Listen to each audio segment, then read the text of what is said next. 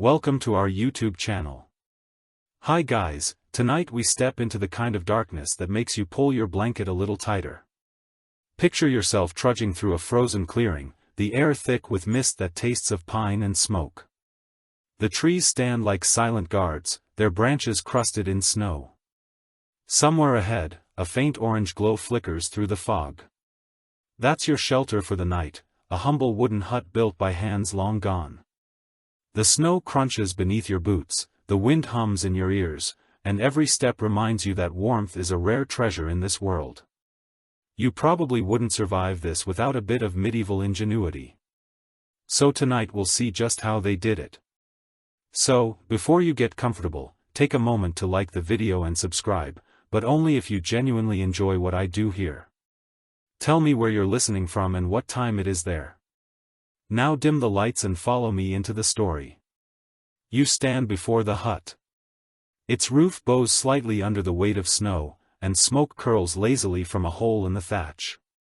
The door, made from uneven planks held together by iron nails, looks like it has seen more winters than most people. You push it open with a long creak. The sound of age and cold wood complaining. Warm air greets you heavy with the scent of peat smoke and damp wool. Inside it's dim. The fire in the center burns low, casting a trembling circle of amber on the dirt floor. A single log crackles, throwing sparks that vanish into the smoky air. You step in, closing the door behind you.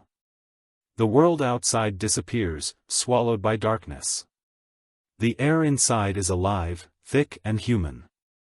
You hear the soft murmur of someone shifting under a heap of blankets, the faint drip of melted frost falling from the rafters and a quiet cough from the far corner. The hut isn't big, no bigger than a modern bedroom, but it holds a universe of survival. Your eyes adjust. You see the rough hew beams that make up the frame, still smelling faintly of resin. Between them, gaps stuffed with moss and clay block out the winter wind. The walls glisten where heat meets frost and every beam tells a story of repetition: chop, build, patch, endure. In one corner, a small wooden chest sits beneath a hanging cloak. In another, bundles of straw form a makeshift bed. You imagine the people who once lived here, farmers, shepherds, small folk scraping through the season on what the land could give. You lower yourself onto a wooden stool beside the fire. It cars beneath your weight. The warmth doesn't travel far. So you hold your hands close to the flame, feeling the sting of returning blood in your fingers. The fire is small, careful. Every log was precious, cut weeks before the first snow and guarded like treasure. Historians know that winter fuel shortages often decided who made it to spring. It wasn't just about comfort, it was survival math. Too much would burn too soon and you'd freeze by February. Too little and illness would settle in your bones. A faint draft brushes your neck. You turn and see where the door doesn't quite meet the frame. A rag is stuffed in the gap, the edges stiff with frost. It's a reminder that these huts were never perfect.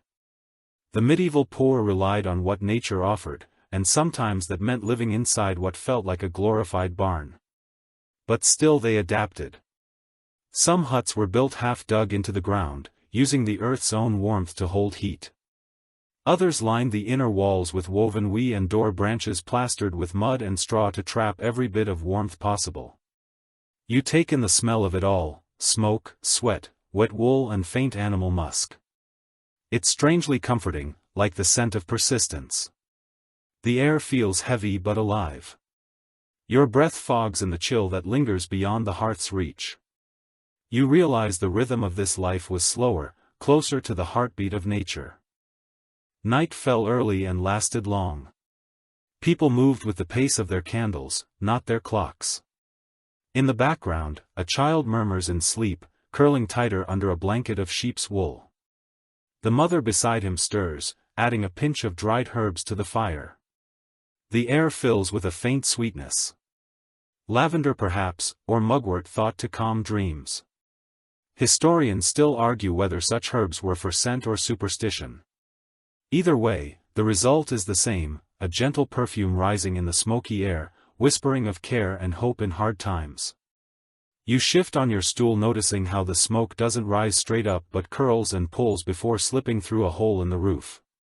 The hut's design is clever if rough. Without a chimney, the smoke warms the air before escaping, coating the rafters in black soot that, in a strange way, preserves the wood from insects. The walls might be thin, but this was insulation enough for those who knew how to use it. It's a detail that feels both accidental and brilliant, like most medieval inventions. Outside, the wind sighs through the forest, the sound of snow shifting from branches is like a slow exhalation. You imagine what it must have been like to step outside in that darkness. No streetlights, no hum of cities, just the vast silence of a world asleep.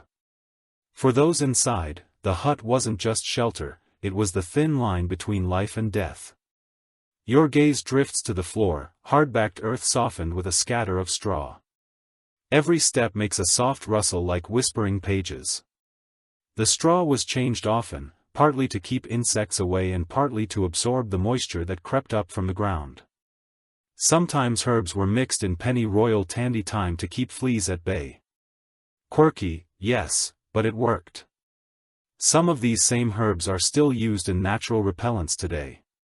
The fire crackles lower. Now you lean back, letting your mind wander. It's easy to romanticize these huts, but life here was raw.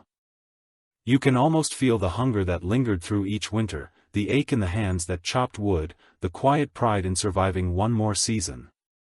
And yet there's beauty in that struggle, a rhythm. We've lost the hut, the fire, the family huddled together. It's not much, but it's everything. As you close your eyes, the glow of the fire softens to a blur, the smoke swirls, the timbers sigh and the cold beyond the door feels far away for a moment. You belong here, another soul finding warmth in the deep medieval night. The door cars open again and a gust of night air slips in like a ghost. You catch the chill, instantly, sharp and clean, against your cheeks. Behind you, the small flame shivers, its glow wobbling across the hut's rough walls. You pull the door shut and press your palm to the wood, feeling the thud of the latch as it drops into place. The wind outside hisses softly through the gaps like a distant, whispering crowd. Inside, the world smells of survival. You look around and your eyes start to read the room. The glow of the fire reveals simple shapes, a bench, a stool, bundles of cloth hanging from hooks and a corner that might serve as a bed. Every object earns its keep here. There is no waste, no decoration for decoration's sake. You can almost hear the hut's quiet logic saying, if it cannot warm you or feed you, it does not belong. You sit back down and notice the sheen on the inner walls, a mix of sap and smoke that makes them glisten. The pitch from the pine used in building gives off a faint sweetness, the kind of scent that lingers on your fingertips long after you touch it. Medieval builders knew pine for its resin-rich durability, and they coated the wood with animal fat or tar to protect it from damp. A simple trick, yet it kept many homes from rotting through endless winters in the dim light. You see where children's fingers once traced patterns, in the soot smudges of faces perhaps, or little marks to pass time when snow trapped families indoors for days. You imagine how they must have counted the hours between light and dark, measuring life by fire instead of clock. Historians say that in many northern villages winter days became nearly timeless, blurring into each other until the only rhythm left was tending the flame. A woman might have spent her evenings patching clothes, her eyes straining under the dim firelight. Needles were precious, often made from bone or brass, kept carefully in little pouches. You picture her holding one up close to the flame, threading it with a strand of rough wool. There's something intimate about that image, something steady. Outside a blizzard could howl, but inside she'd be mending life one stitch at a time. In one corner a clay oil lamp sits, its flame barely brighter than a candle. The oil is animal fat mixed with herbs, the wick twisted from linen scraps. You can almost hear the faint hiss as the flame licks the rim. It's not enough to light a room, but enough to find your way to bed. Many medieval huts used lamps like this because candles were expensive luxuries. The wealthy had beeswax, but peasants burned tallow which smoked and smelled faintly rancid. That smell would cling to the air, to the clothes, even to dreams. You take a deep breath and feel the heat settle around you. The air closest to the hearth is heavy with warmth, but a step toward the door and the cold bites again. Temperature gradients like this defined the medieval night. People would cluster close to the center, backs to the walls, bodies angled toward the flames. The further from the fire, the deeper the chill. It was a shared understanding of space, a quiet geometry of survival. Your eyes linger on the hut's small window, or rather the hole that serves as one. A sheet of oiled parchment covers it, letting in a dull amber glow by day and keeping out drafts by night. Glass was a rarity, a thing for churches and noble homes. For everyone else, animal horn or stretched bladder did the trick. It gave privacy, a little light, and a reminder that luxury wasn't the same as comfort. You can almost imagine the sound of the wind rattling that window, covering a soft tremor that seems to breathe with the storm outside. From above, you hear a faint drip. Melt water seeps through the thatch where snow has begun to thaw. Near the smoke hole, the thatching is tight layered with straw and reeds, sometimes even seaweed. In coastal villages it's an ancient craft, one that demanded precision. Each layer overlaps like fish scales angled, so rain runs off and snow slides down instead of soaking in. Historians still debate whether the earliest builders learned this method from nature or from the Romans, who left traces of their architecture across the countryside. Either way it worked. Some huts have stood for centuries, their thatch thick as a winter pelt. You tilt your head and listen to the structure breathe. The timbers crack as they settle, responding to every gust outside. The sound isn't alarming, it's almost comforting, like the groan of an old friend stretching in the cold. The hearth beats at its center, the wind its breath, and you, the lone witness to its quiet endurance. In the corner you spot a small basket lined with bits of cloth. It holds roots, dried berries, and something that looks like garlic. This, perhaps, was a household pharmacy. Garlic was prized not only for cooking but for keeping away sickness and spirits alike, a quirky fact that still lingers in some traditions today. There's an old tale about rubbing garlic on the door frame to stop frost spirits from entering, though historians can't agree whether people truly believed it or just liked the excuse for superstition. Either way, the air in here smells faintly of it, sharp and alive. You sit quietly, feeling the warmth of the fire crawl up your arms. The flames move lazily, each flicker, tracing orange shadows across the roof. The smoke folds and drifts through the small hole above, carrying whispers of heat into the night. It's mesmerizing. The longer you watch, the more the modern world seems to fall away. You start to feel how deeply this kind of life ran, how it shaped people's patience, their endurance, their closeness to one another. There is no hum of machinery, no glowing screen, only the hush of breathing and the crack of burning wood. You think of the countless nights that passed like this, of people sitting right where you are, listening to the same sounds, worrying, the same worries, whispering the same prayers. The hut, the fire, the family, these were constants when everything else froze. You lean back against the wall, the rough wood presses against your shoulder and the warmth seeps in from the side where the fire's heat has soaked the beams. The smell of pine and smoke fills your lungs and your eyelids grow heavy.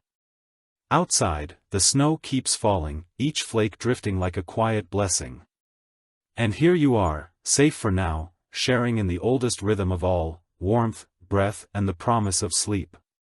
You shift your feet and realize just how cold the ground truly is. The fire keeps your face warm, but your toes tell a different story.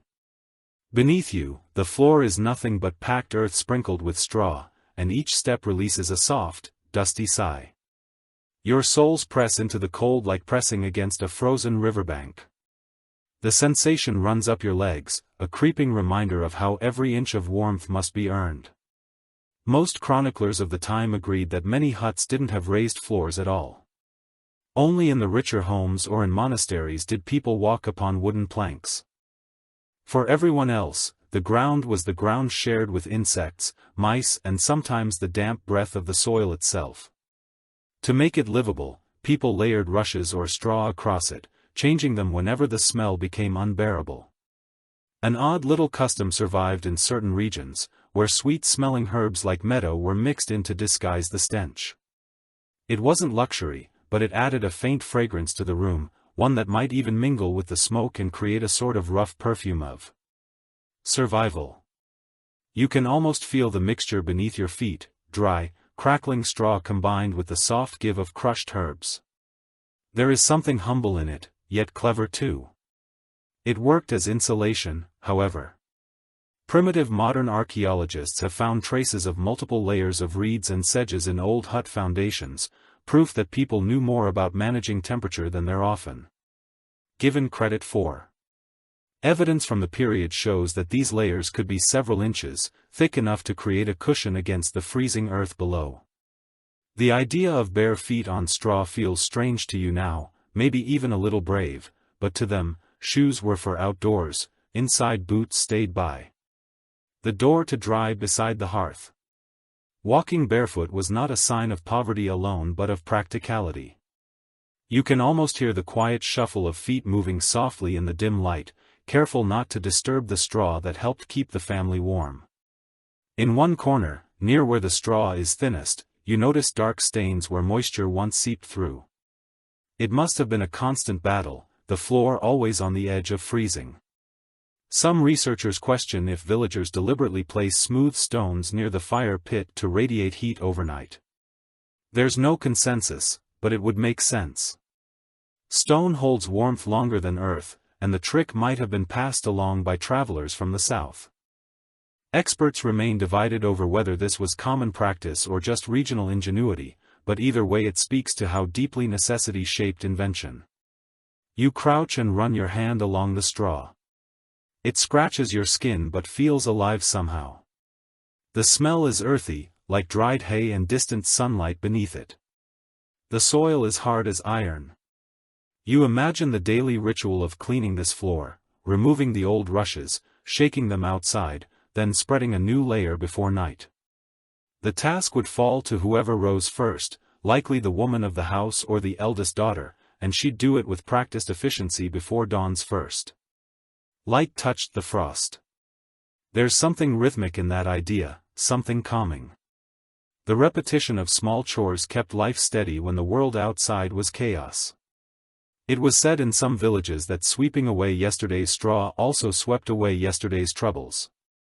The belief might sound simple, but in long winters where hope was fragile, little rituals mattered more than reason. A curious detail often overlooked in these traditions is how cleaning became spiritual, a way to push back against despair. When the nights grew too long, you glance toward the fire again. Its glow spills across the straw, making the floor shimmer in patches of gold and shadow. The flicker reveals footprints hardened into the dirt, faint traces of past movement. You wonder how many generations stood exactly where you stand now. How many cold mornings began with someone striking flint, blowing on a spark and praying the smoke would rise clean. Above you, the roof, timbers creak softly. The sound blends with the wind outside, a duet of endurance and patience. You begin to understand that warmth wasn't just physical here. It was shared through presence. The floor may have been cold, but the closeness of others made it bearable. People slept side by side, sometimes two or three to a bed, children nestled between parents. Privacy was rare, but connection was constant. You imagine lying down on that straw bedding, pulling a thin blanket of wool over your shoulders. The ground might feel unyielding at first, but as your body settles you begin to feel pockets of warmth build beneath you like little islands of comfort. It's not much, but it's enough to rest, and perhaps that was the secret to find warmth, not in what you owned, but in how you endured together. The straw rustles again and for a moment it almost sounds like waves. You close your eyes and listen. The fire crackles, someone coughs softly in the dark. Outside, the wind presses against the walls but doesn't break through. The hut holds steady, as if keeping its promise. Folklore hints at another explanation for the straw. Some said it wasn't just insulation but protection. The rustling of the dried stalk supposedly scared away wandering spirits that crept through cracks in winter. Whether or not anyone truly believed it, who can say? The records leave just enough mystery to wonder. But the image stays with you, the thought that even the smallest things like straw beneath your feet carried meaning and comfort in the coldest nights. You stretch your legs toward the fire, feeling the warmth creep closer. The flames shimmer and dance across the uneven walls, turning the hut into something almost alive. You can smell the straw, the smoke, the faint sweetness of herbs and, beneath it all, the scent of earth itself, ancient, grounding and unchanging. You think of how far you are from the modern world, yet how close you feel to these long-gone souls. Your eyes grow heavy, your thoughts softening like snow falling through the dark. The cold is still there, but it no longer feels hostile. It feels familiar, part of the rhythm of existence. The fire hums quietly, the straw whispers beneath you, and the old floor breathes out its warmth, one slow heartbeat at a time. The fire pops and a spark leaps out, landing close to your boot. You nudge it back into the embers and watch it vanish. The heat flares for a heartbeat, lighting up the faces of the logs. Fire, you realize, is not just warmth, it is authority. It decides how much comfort you get, how long you live, even how you sleep. Evidence from the period shows that the hearth was the heart of every medieval home. It wasn't simply a fireplace tucked against a wall. In many wooden huts it sat in the center of the floor, a glowing island surrounded by low benches and sleeping spaces. It was where meals were cooked, stories told, wounds tended and disputes settled. The family revolved around it like planets around a small red sundae. You study the way the smoke moves. It doesn't climb straight up but swirls like a restless spirit before slipping through the hole in the roof. The air feels heavy with soot and life. Your eyes sting a little, and you understand why medieval lungs rarely got a break. But this smoke, irritating as it is, helped dry out thatch, deter insects and even preserve meat that hung near the rafters. Many modern historians believe that the dark, smoky interiors we imagine weren't just the result of poor design but of deliberate choice. Smoke was a guardian as much as a nuisance. An unusual superstition cropped up around that same idea. People believed the smoke carried prayers upward, that each twist and curl was a message sent to heaven. To sit in the smoke was to sit under blessing, though it often made your eyes water enough to doubt the favor. Still, the belief held strong, especially during mid-winter, when spirits were said to wander freely. It sounds fanciful, but when you live in a world where fire can both save and destroy, faith becomes a kind of warmth too. You lean closer and feel your cheeks glow. The hearth is built from river stones, blackened smooth from years of heat. Ash piles softly at the edges, light as snow. Beside the fire, a pot bubbles quietly, its lid rattling from time to time. You imagine the smell of stew, barley and root vegetables cooked down to a thick, smoky comfort. Meat would be a luxury saved for feast days, but even a broth like this could keep the hunger quiet for a while. Most chroniclers of the time agreed that tending the fire was a task of near religious importance. Letting it die was more than inconvenience. It was a shame. In some villages, if your fire went out, you had to borrow a flame from a neighbor's hearth. They would carry it home in a clay pot, shielding it with their hands. To ask for fire was an act of humility, a reminder that everyone depended on everyone else to keep the light alive. The more you watch the fire, the more you see how alive it feels. It shifts and sighs like a breathing creature. Every flicker paints shadows that move along the walls, making the wooden beams seem to sway. You can almost believe the fire listens. In the dim hush of the hut it becomes companion, protector, storyteller. But fire was also a threat. Without a chimney, sparks could drift into the thatch above, and in one unlucky moment the entire home could vanish in flame. Contemporary accounts make it clear that winter fires often led to village-wide disasters. Once a roof caught, there was little anyone could do. Buckets froze, snow buried wells. People could only watch as their hard-earned shelter turned to smoke and ash. To them fire was both gift and test, never to be trusted completely. Some researchers question if certain building rituals were meant to tame that danger. Archaeologists have found small charms buried beneath hearthstone, bits of pottery, animal bones, even coins. These might have been offerings to household spirits, or perhaps good luck tokens placed by builders. No one fully agrees why they were there, but it feels right that something so powerful would inspire both respect and superstition. You think of the modern luxury of striking a match without worry? Here, every spark was a prayer, every ember a responsibility. Imagine waking in the middle of the night to feed the fire, eyes heavy with sleep, but hands practiced in the dark. People learned to stir the coals gently, burying them under ash so they would smolder until dawn. It was a delicate art. Too much air and they'd flare up. Too little and they die. There was no second chance.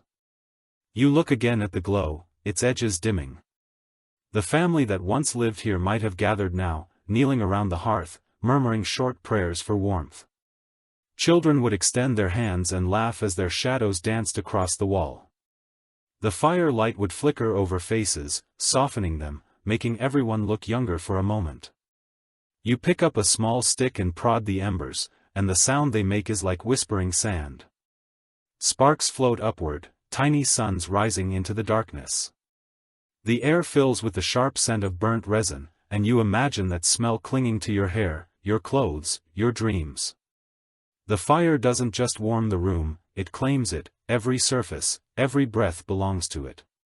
There's something meditative about watching it. You begin to understand how people could sit like this for hours, talking softly or saying nothing at all.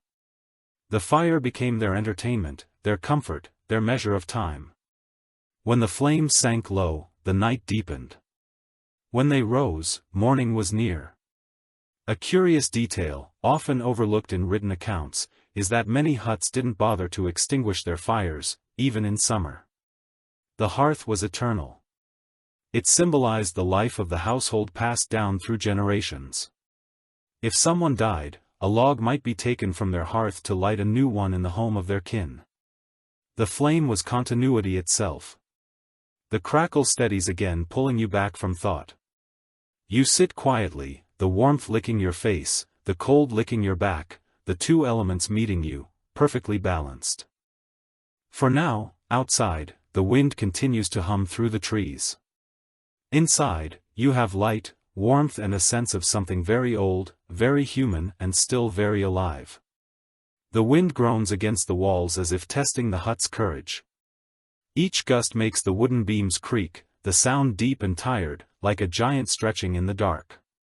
You glance up and watch the shadows tremble where the light of the fire reaches. The hut feels fragile tonight, yet it endures. The walls seem to whisper, not with words but with memory. According to common practice in medieval Europe, huts like this were built from logs or split planks stacked tightly together, their seams stuffed with moss and clay.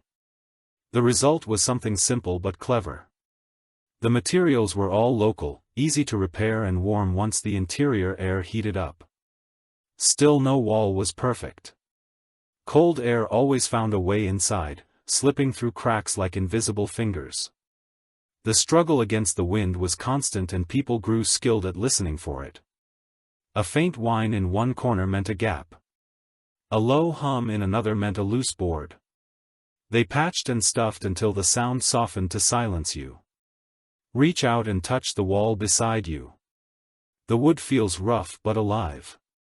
Its surface scored by tools. Tiny ridges catch the firelight. You can sense how it must have been shaped by hand, each plank fitted by sight and instinct.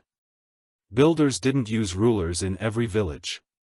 They measured by palms, by eyes, by memory. It was an art more than a science, and yet it worked well enough to hold back the cold. An odd little custom survived in some northern regions. People smeared animal fat along the base of their walls to block out drafts and discourage insects. It sounds unpleasant, but it sealed gaps better than clay alone and added an unexpected benefit: the smell kept rats away. Imagine that, the faint scent of tallow mingling with wood smoke, a fragrance only a medieval winter could invent. You listen as the wind shifts direction, it hits the wall at a different angle and the wood responds with a quiet knock.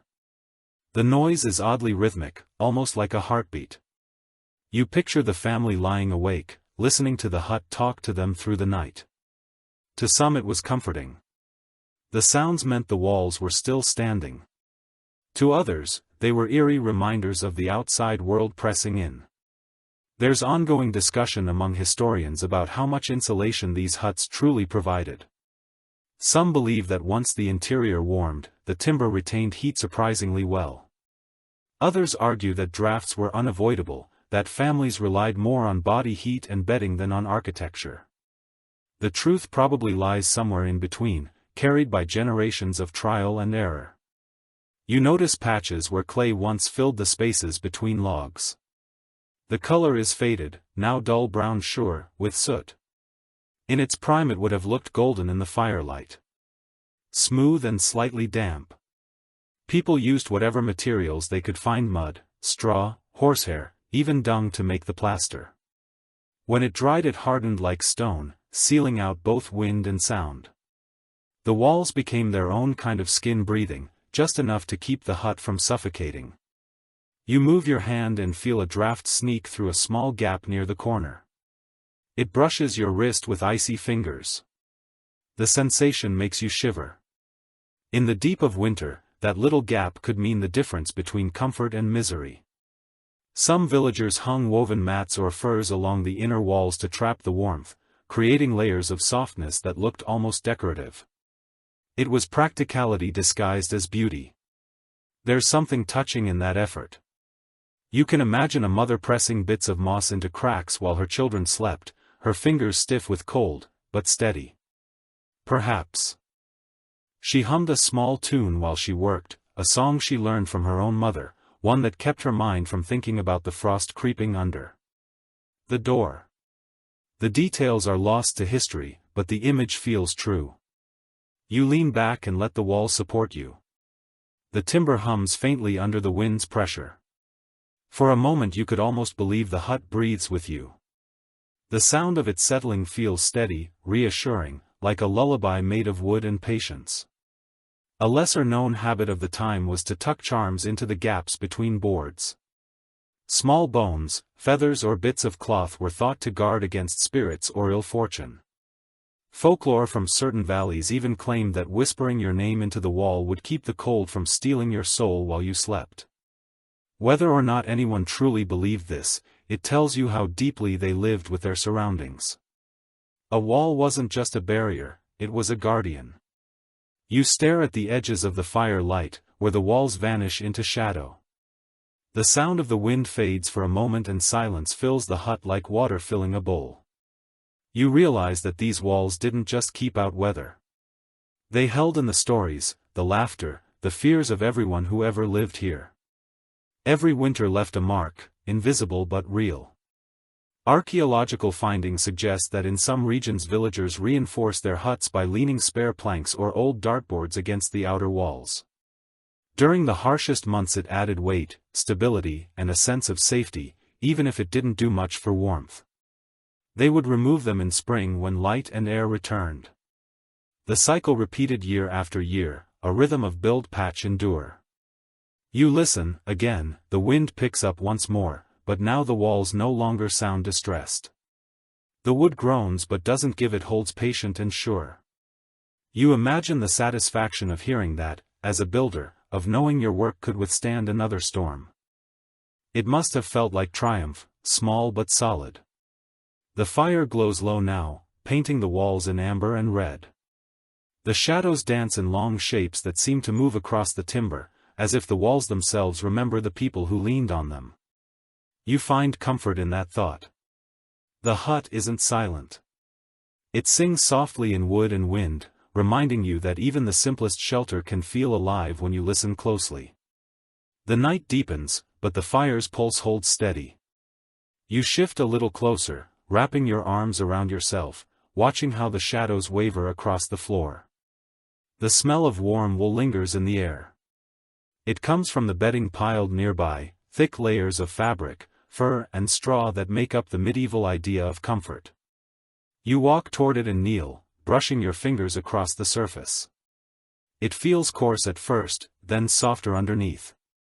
Archaeological evidence shows that common people slept on sacks filled with straw, reeds, or sometimes dried seaweed. When, near the coast, these sacks, called ticks, were laid directly on wooden boards or for poorer families on the earth floor itself. Wealthier households used feathers instead, plucked from geese or ducks, creating beds that sagged like giant cushions. But for most, straw was the only choice. It crinkled under the weight of bodies, releasing a faint sweetness into the air, the smell of old harvest fields. You lift a corner of the blanket and find another layer, underneath a pelt of some kind, stiff and shaggy. It could be sheep's wool, or perhaps goat hide, still carrying the faint, oily scent of the animal. These were prized for their warmth. People didn't just sleep under blankets, they nested within them. They arranged bedding like armor against the cold, layer upon layer, until only their faces showed. A curious detail, often overlooked, is how often these beds were shared not just by family but by guests. In winter, the warmth of another body could mean the difference between comfort and sickness. Travelers were welcomed, sometimes reluctantly, into homes that barely fit their own families. There was little room for modesty, but plenty for humanity. The practice created a strange intimacy among people who might never have spoken otherwise. You sit back and imagine the sounds, the rustle of straw, the muffled breathing, the occasional cough. It is both homely and haunting. In the middle of that tangle of limbs and blankets, warmth gathers, slowly spreading from one body to another until everyone's breath becomes a shared rhythm. Most chroniclers of the time agreed that changing the straw was a ritual in itself. It had to be done every few weeks or sooner. If dampness crept in, old straw attracted lice, fleas, and worse. People shook it out, burned what was too dirty to save, and refilled the sacks with new stalks gathered from the barn. The smell of fresh straw was said to lift spirits, especially during the longest nights. It smelled like summer, like fields long gone under snow. You lie down and let the straw crackle beneath you. It molds slightly to your shape, uneven but comforting. In its own primitive way. The texture reminds you that softness is relative. For someone used to sleeping on earth, this would have felt luxurious. For you, it's an exercise in imagination.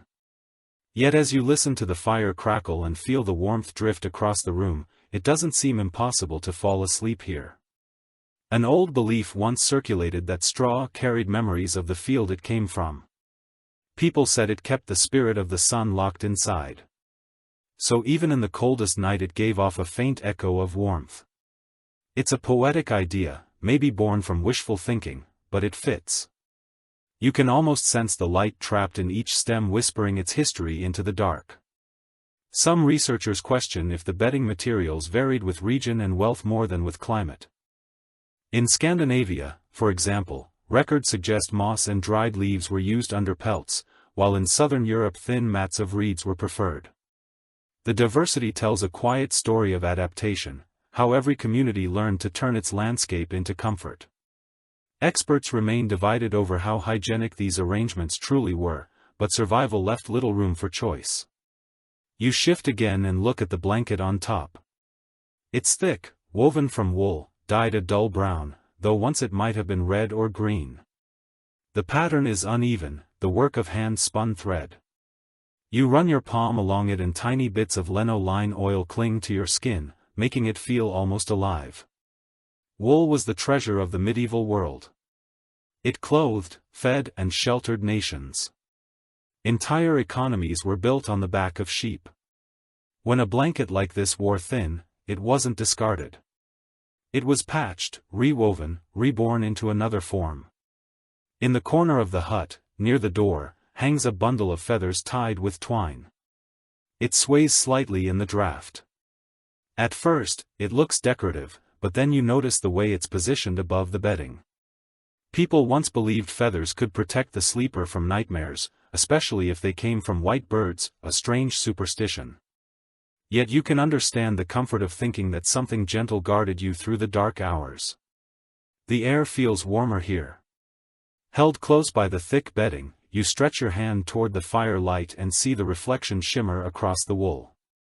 The flicker looks like water flowing softly over the surface. It's easy to imagine a whole family lying here, the parents whispering in the half-dark while the children slept, the room quiet, except for the wind and the slow breath of the living. An odd little custom survived in a few mountain regions. Before sleep people sprinkled salt or ash around their bedding to keep spirits and vermin away. Salt was expensive, so it wasn't done nightly, but on the coldest nights it served as both superstition and practicality. Salt dried the damp, ash masked the smell, and both carried a faint symbolic weight, purity and protection. Whether anyone truly believed it or not, it made the darkness feel less lonely. You close your eyes for a moment, resting on the uneven comfort of straw and wool. The hut cars softly as the wind shifts. Again it sounds almost like a lullaby, old and cracked but kind. You can smell the faint sweetness of dried grass, the lingering smoke from the fire, the earthy scent of wool. Together they form something that feels whole, as if warmth itself has a texture. You open your eyes again and look toward the ceiling. Smoke gathers there thick and ghostly, before escaping through the small hole in the roof. You think of all the centuries of sleepers who lay here before you, trusting the same fragile layers to keep the cold at bay. The walls might shift, the seasons might change, but sleep remains the same. Every human, no matter the century, searches for that soft place between waking and dreaming. The fire sigh, the straw whispers. You breathe in and feel the weight of the blankets hold you steady. For a brief moment, the world outside disappears, and you are only a small body wrapped in warmth, listening to the heart of winter beat gently around you. You stir the bedding slightly and hear the faint rustle of straw like the soft turning of a page. The air feels thicker now, carrying the warmth that bodies have built through the long night. You glance toward the center of the hut and imagine the family gathering here before sleep, arranging their space carefully. The idea of a private bed belongs to the future. For most history, sleep was a communal act, a shared ritual of survival. Surviving records reveal that families often slept together, especially through the coldest months. A single large bed might hold parents, children, and sometimes even an elderly grandparent or a visiting traveler. Space was limited and heat was precious. It wasn't seen as strange or improper. It was necessity turned into routine. For many, this was how affection was expressed quietly, through closeness, through shared breath. In the dark you can picture it, a mother in the center, a child curled against her side, another at her feet, the father resting nearest the wall. Where the cold pressed hardest. Every position had its reason. People learned where warmth gathered best and how to balance comfort against airflow. The faint hiss of breath would fill the hut until it sounded like a single steady wind. An unusual superstition cropped up around this habit. Some villagers believed that sleeping too far from others could invite sickness, that solitude itself let the cold spirits enter the body. It wasn't just warmth they shared, but protection. The idea might sound strange now. Yet when the night could kill, superstition and science blurred together like mist and smoke. There's ongoing discussion among historians about how intimacy and sleep customs shifted over time. In monastic communities, for instance, shared dormitories were the rule, yet strict silence and distance were enforced. In peasant homes, silence was impossible and distance was ignored. The contrast reveals how social class shaped comfort as much as architecture did. What was a moral rule in a monastery was simple practicality. In a hut, you sit near the fire again and imagine waking up among others. The feeling would be strange at first, elbows touching, breaths mingling, but after a while it might feel deeply human. There is safety in warmth and warmth in company. When the wind howled and wolves cried from the forest, a room full of slow breathing was proof that life endured. It is widely recorded that even travelers were welcome to these shared beds. The custom of bedites allowed strangers to lie beside the family if they had nowhere else to go. Sometimes a wooden plank divided the sleeping space for propriety, though in the dark and exhaustion of winter such gestures were often forgotten.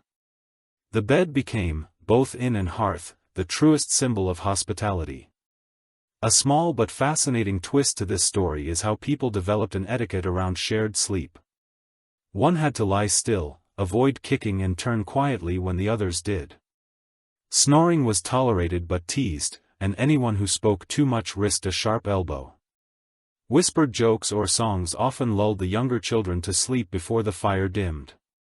In the dim light, conversation faded slowly until the room sank into breathing and dreaming. You let your imagination wander further. Maybe one child stirred, murmuring nonsense words from a dream, and the mother reached out without opening her eyes, patting the small shoulder until stillness returned. Perhaps the father shifted, pulling the blanket higher as embers cracked. There were no alarm clocks, no concept of oversleeping. The day began when the fire died, when cold air kissed the face, when the first rooster crowed. Folklore hints at another detail: in some places it was considered unlucky to lie down with your head toward the door. The soul, they said, might slip out during dreams and fail to find its way back. So families arranged their bodies according to the hut's layout, trusting in habit and tradition to guard their sleep. Such beliefs stitched the practical to the mystical until the two were inseparable. You close your eyes and listen to the sound of the surrounding hut, the wood sighs, the wind hums outside, and beneath it all you can almost hear the steady rhythm of sleepers breathing in unison. It feels timeless, older than language. The act of sleeping together wasn't merely about endurance, it was about belonging.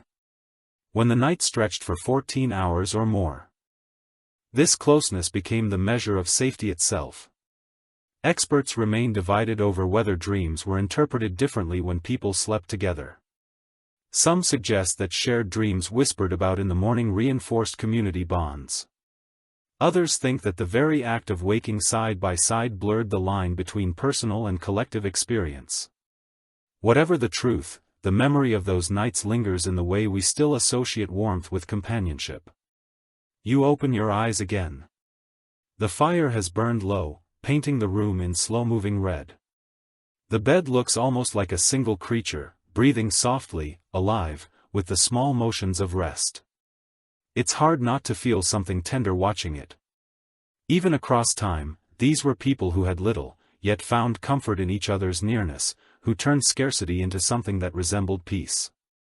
A lesser-known habit of the time was that, before lying down, one person might recite a short charm or blessing to keep nightmares away. Some muttered it under their breath, others spoke it aloud, so the children would feel protected. It was half prayer, half ly. The words varied from village to village, but the meaning was always the same. May the fire stay warm. May the dark stay kind. You look around the small room once more. The walls hold the echo of countless breaths and the straw beds glow faintly in the last light. The cold beyond the door feels distant. Now, almost irrelevant. What matters is here, the simple, quiet miracle of shared warmth.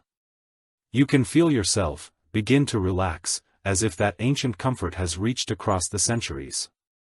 You are not alone. Furthermore, you are part of something human and enduring. The fire hums low, the straw rustles softly and the old hut breathes around you content. Outside, the night deepens until it feels endless. Inside, the hut breathes in slow, measured sounds, the crackle of wood, the sigh of the roof, the faint whisper of wind slipping through the thatch. You draw closer to the fire, the warmth wrapping around you like a living thing. Yet beneath the comfort you can sense it, the fear of the dark that haunted every medieval winter. It is widely recorded that people of the Middle Ages feared the night as much as the cold. When the sun sank, the world changed. Beyond the weak ring of fire, light stretched a landscape filled with spirits, wolves and unseen dangers. The human imagination filled every shadow with threat. Without lamps or torches, the forest and fields vanished into a depth that even the bravest avoided. The darkness wasn't empty. It was alive. You listen closely and catch faint sounds outside, the kind that make your heart pause. A branch cracking under ice, a distant animal's cry, perhaps just the wind. But the mind makes stories faster than reason. You think of the villagers lying on their straw beds holding their breath, waiting to hear if the noise comes closer. They would have known that sound could mean hunger. On four legs prowling near the hut. A small but fascinating twist to this story is how sound became both warning and comfort. Dogs barking in the distance meant danger was near, but also that others were awake, that the community still watched. The silence that followed was worse. Silence meant the cold had swallowed everything. According to accounts from Northern Europe, people would sometimes hang small bells by their doors to catch movement outside. The faint ring would wake the lightest sleeper, though sometimes it was only the wind playing tricks. Some even scattered dried peas across the threshold so that anything walking in the dark would rattle them, human or not. Such methods mixed practicality with superstition, a delicate balance born of fear and ingenuity. You lean your ear closer to the wall. The wood carries distant vibrations. It is strange to think that centuries ago someone might have done exactly the same thing, listened for the living night and measured its threats. You can almost hear what they would have heard: wolves calling to one another beyond the trees, the mournful rise and fall echoing through the cold air. An odd little belief once circulated that wolves weren't merely beasts but wandering souls punished to roam the earth under moonlight. Children were told not to stare too long into the darkness lest a lost spirit notice them. It sounds poetic now, but for those whose livestock or kin vanished into the night, such stories felt true. When nature rules without mercy, imagination becomes a way to make sense of fear. There's ongoing discussion among historians about how much of this fear was genuine terror and how much was cultural storytelling. Some argue that medieval people accustomed to darkness were less frightened than we imagine. Others insist that the isolation and lack of light amplified every sound, turning ordinary nights into trials of faith. The written records can only hint at what hearts felt in those long hours before dawn. You stand and walk toward the door. A faint draft seeps through, brushing against your skin like a cool whisper. The latch feels rough beneath your hand. You picture someone standing exactly here hundreds of winters ago, hand on that same spot, listening before unbolting it. The door cars softly and the wind pushes through with a sigh that smells of frost and pine. You peer outside, the night is a vast ocean of blue, black shadow. The snow glints, faintly, reflecting the fire light spilling from the hut. Every sound seems magnified in the stillness, the faint groan of a branch, the soft movement of something unseen in the forest. It is both beautiful and menacing. You can see how such nights could give birth to entire worlds of legend. People once believed that certain nights were haunted more than others, especially in mid-winter, when the days were shortest. The longest night was thought to open a door between the living and the dead. Fires were kept burning until sunrise to keep wandering souls at bay. Some families left small offerings, bits of bread or ale, outside their doors. As a gesture of respect, a small price to pay for peace. You step back and close the door gently. The warmth hits you like a soft wave and the air inside feels suddenly safer. The fire light dances again, making the shadows shift across the walls like familiar ghosts. You sit down your back against the timber and let the flicker soothe you. A lesser-known habit of winter nights was the telling of stories just before sleep. These tales mixed faith, humor and fear in equal parts. They were passed down generation to generation, shaping how people understood the world. Each story taught something practical: don't wander far, respect the forest, keep the fire alive, but wrapped it in mystery, so the children would remember. You can imagine it, a circle of tired faces, glowing orange in the firelight, the storyteller's voice slow and low, rising only when the tale reached its dark twist. A log crackles loudly and the listeners jump. Then laughter, quiet and relieved. Storytelling wasn't just entertainment. It was a way to tame the night. By naming their fears, people gave them shape, and by shaping them, they took away their power. The hut around you feels warmer now, calmer. The sounds outside have softened, or perhaps your mind has learned their rhythm. You start to see why these nights weren't all dread. There was beauty too, the intimacy of shared light, the music of wood and flame, the quiet understanding that each dawn was a victory. Experts remain divided over whether medieval people truly felt isolated or connected during these endless nights. Some say their faith made them fearless, others that they clung to superstition because fear was constant. Maybe both were true. What matters is the image that remains, people sitting together in the dim glow, wrapped in fur and trust, while the dark world watched from beyond the walls. You lie back, your head resting near the hearth's edge. The warmth hums through the floor and the cold settles quietly outside. The wind keeps singing, but now it sounds almost kind, like an old friend reminding you to stay near the fire. The night might be long, but you are no longer afraid of it. You listen, breathe, and let the story of the darkness lull you towards sleep. The fire's glow softens to a low red shimmer and the hut drifts towards silence. Only the wind outside keeps its slow rhythm, brushing snow against the wooden walls. You pull a rough wool blanket tighter around your shoulders and notice how the fibers scratch gently against your skin. Comfort was never smooth in these winters, but it was sincere tonight. You begin to think about what people wore to bed when the cold became unbearable. It is widely recorded that medieval people did not have night clothes as we imagine them. Sleepwear was an extension of daily wear, chosen for practicality rather than luxury. Most slept in long linen shirts or shifts that doubled as undergarments during the day. The fabric was coarse by modern standards, but breathable and easy to wash. Wool was far too precious to waste on clothes meant only for sleep. For many, the same shirt carried them through both waking and dreaming. You hold out a fold of the blanket, its edges rough and uneven, the thread slightly knotted from hands spinning. You can almost picture a woman by the fire spinning wool into yarn during the short daylight hours, her fingers red from cold but steady with habit. Every garment was made to last, patched again and again until the fabric became a map of endurance. An unusual superstition cropped up around clothing at night. Some people believed that sleeping unclothed invited spirits to touch your skin, while others thought the opposite, that too many layers trapped nightmares inside. It was a delicate balance and every village had its own opinion. You can imagine the quiet debates between neighbors, one swearing by an extra tunic, another insisting bare skin meant a purer rest. In the end, survival usually won over theory. The air near the floor grows colder, and you can feel how the warmth rises in layers. Those closest to the fire would have slept in thinner shirts. Those near the walls wrapped themselves in everything they owned. It was common for people to wear hats or hoods to bed, not for fashion but for simple physics.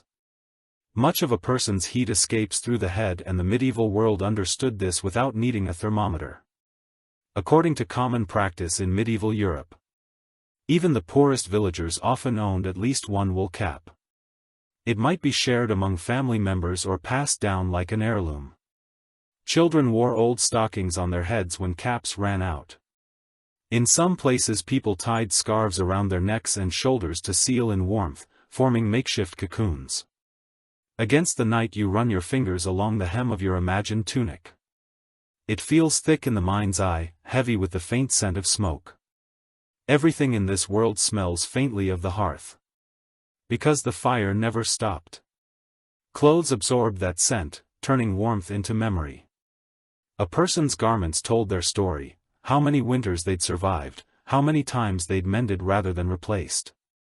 A curious detail, often overlooked, is that linen shirts were sometimes scented with herbs. Before sleep, housewives sprinkled lavender, sage or pennyroyal between layers of folded cloth, not for romance but for hygiene.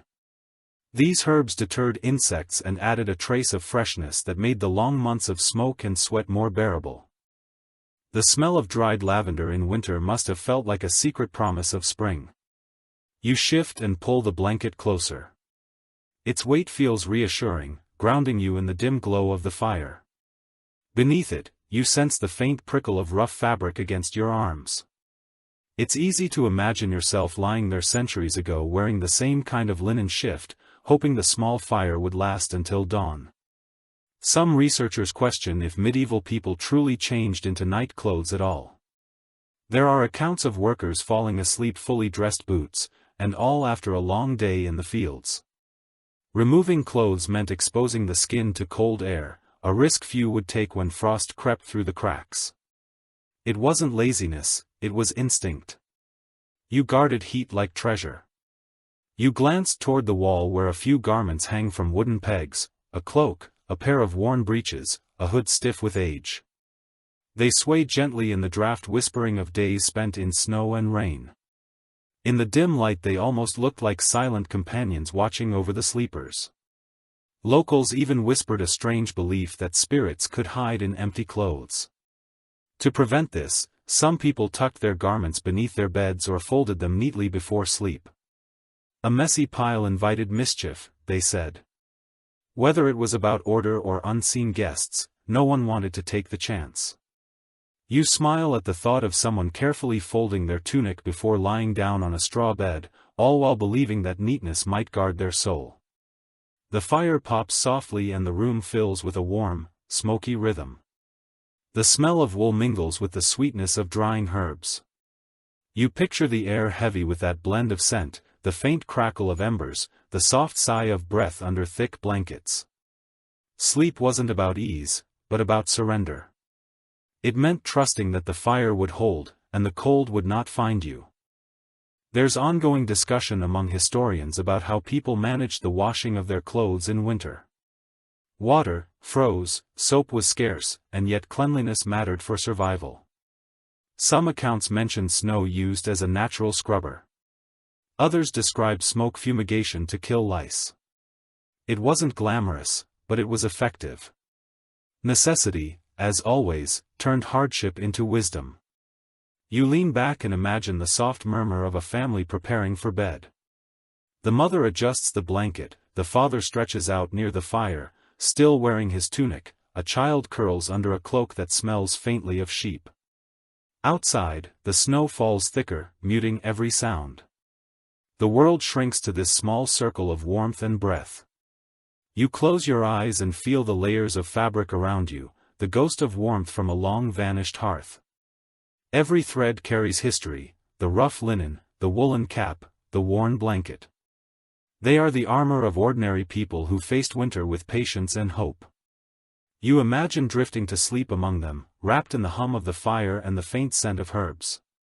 When you open your eyes again, the hut feels smaller, quieter but no less alive. Every object, every layer of fabric speaks of care. They lived close to the cold, but even closer to one another, trusting that shared heat and humble cloth would be enough. The fire sighs and shifts, sending a trail of sparks upward into the dark hollow of the roof. You lie still and watch them rise, their glow reflecting faintly in the air before they vanish. The warmth settles softly across the room, folding everyone in quiet stillness. Your thoughts begin to wander toward what happens behind closed eyes, toward the strange world of medieval dreams. It is widely recorded that sleep in the Middle Ages was not only rest but a passage into meaning. Dreams carried weight, sometimes more than waking life. They were treated as messages, gifts or warnings from forces unseen. Even ordinary farmers believed that what they saw in their sleep could shape the next day. Dreams were the language of the divine, or perhaps of something older than faith. You can imagine lying here in the half-light, wrapped in blankets, eyes closed but mind still alive. The crackle of the fire turns rhythmic, almost like a heartbeat. In that rhythm, thoughts become images. The hut's smoke becomes clouds, the sound of wind becomes a whispering voice. Someone dreaming might see their field in bloom or their ancestors walking through snow. These were not random scenes. They were believed to hold prophecy. An odd little practice existed among some villagers, placing a sprig of rosemary or thyme under the pillow to invite good dreams. Others preferred a small piece of bread blessed by the parish priest. If you dreamt of water, it meant change; if of fire, danger; if of bread, prosperity. Dreams were a nightly conversation with mystery, and everyone had an opinion on what the answers meant. There is ongoing debate among historians about whether these beliefs came from Christian teachings or older pagan roots. Some argue that priests tried to redefine dreams as moral lessons, while others say villagers quietly kept their ancestral interpretations. Perhaps both are true. Overlapping like the smoke and the stars outside, you turn slightly, the straw beneath you rustling softly. Imagine waking in the darkness, the fire low, your mind still full of images. Maybe you dreamed of a lost friend, or a wolf that spoke in a human voice, or a road you'd never seen before. You would sit up, whisper a prayer, and wonder what it meant. Dreams were both blessing and burden. The more vivid they were, the heavier they felt surviving. Records reveal that dream books circulated among literate, clergy, and merchants. These books listed hundreds of symbols and their meanings. To dream of teeth falling out was a sign of coming loss. To dream of flying was a sign of spiritual grace. To dream of snow meant purity, though too much of it meant hardship.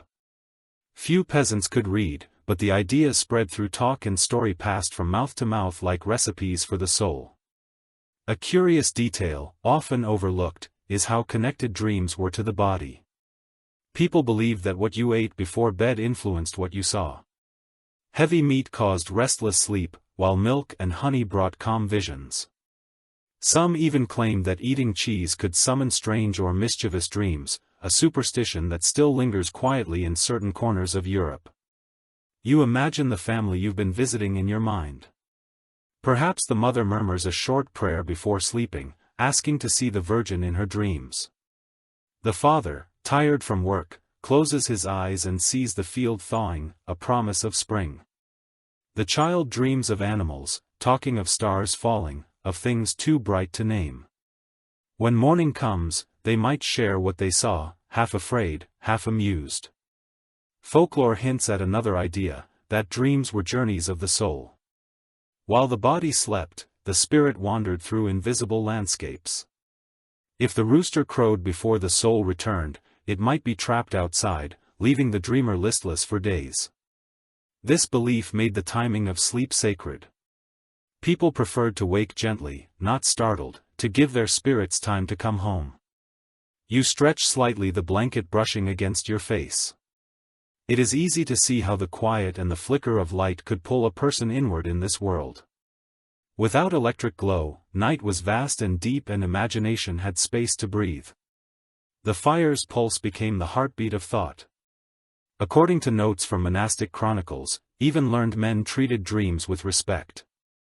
They recorded visions in careful Latin, trying to separate divine revelation from deceit.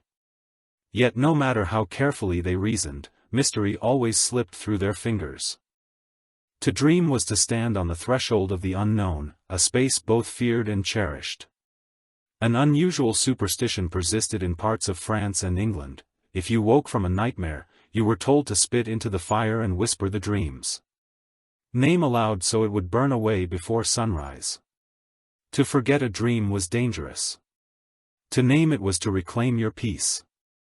You can almost see the gesture, someone sitting upright in the smoky dark murmuring softly to the embers. Until calm returned, you lie still again, the sound of the hut folding around you, the walls creak, the wind shifts. Somewhere far off, a dog barks once and falls silent.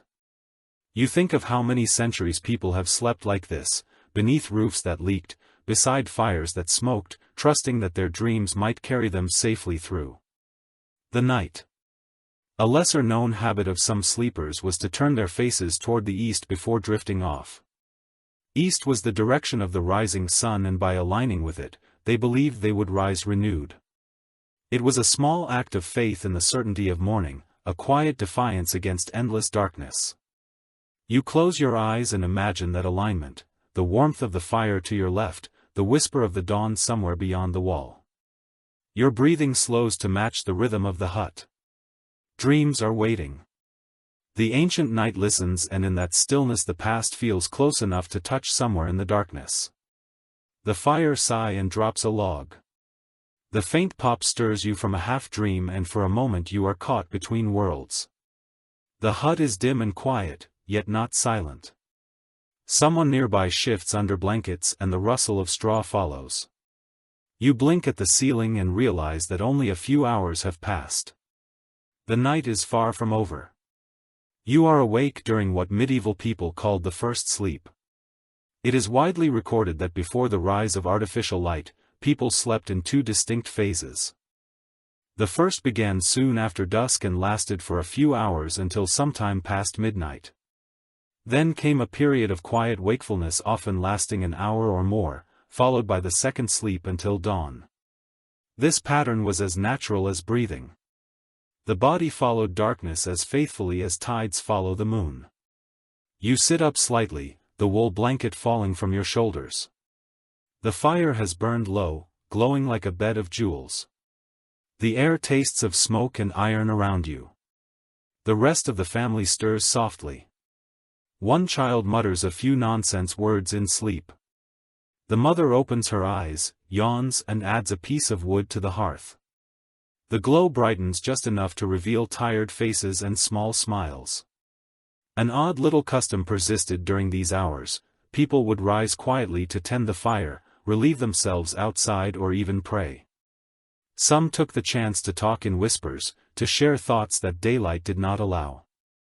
It was a pause between worlds, a pocket of calm where work and rest touched hands. A traveler might use the time to mend clothing by firelight, a mother might nurse her baby.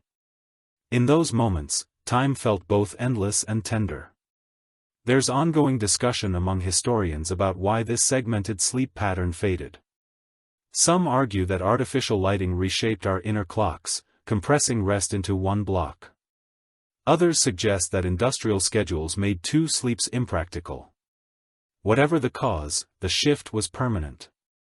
Yet as you sit here watching the coals glow, it feels easy to understand how natural that rhythm once was.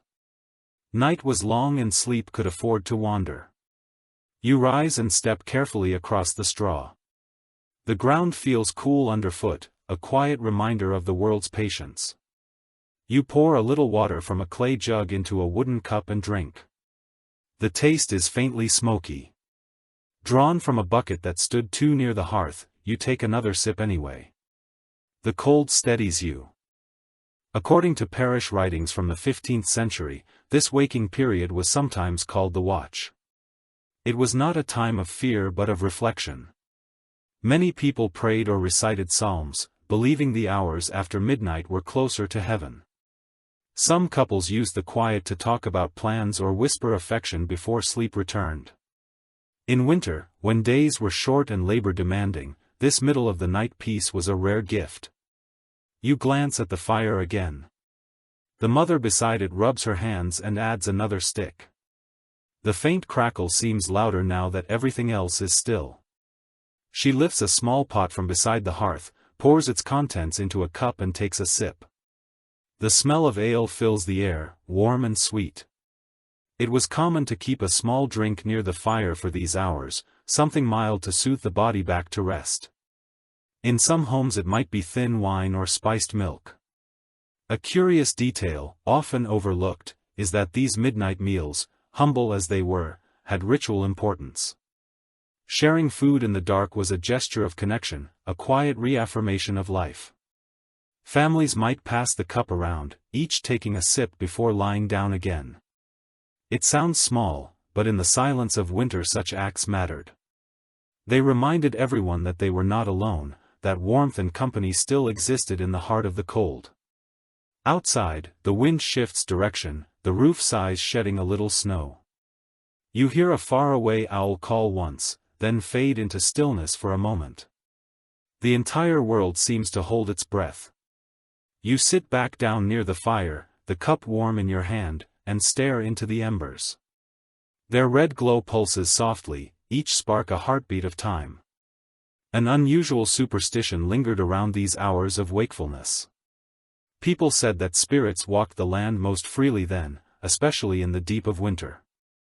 If you were awake, you might catch a glimpse of one passing by your door. To keep them at bay, some families kept the fire alive, others whispered a few lines of prayer before dozing again. Even so, many claimed the stillness of this hour felt holy, not haunted. You lean your head against the wall and watch as the fire slowly revives itself. The coals shift, glow and fall into new shapes.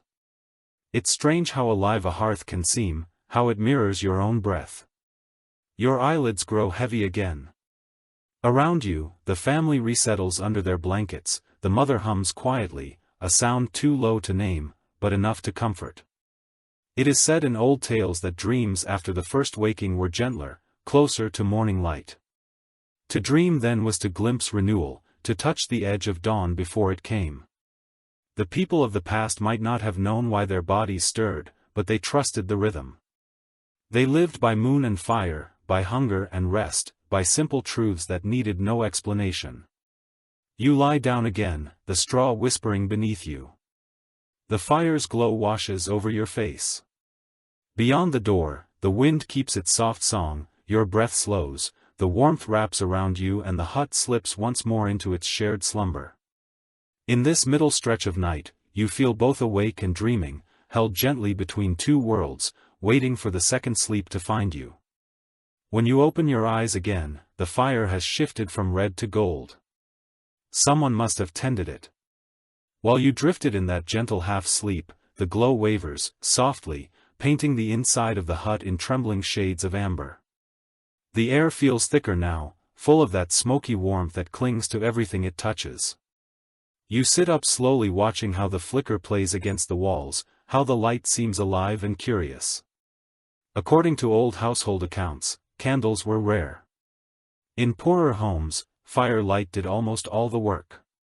Candles, when they appeared, were made from tallow, smoky and uneven. Their flames dim but steady.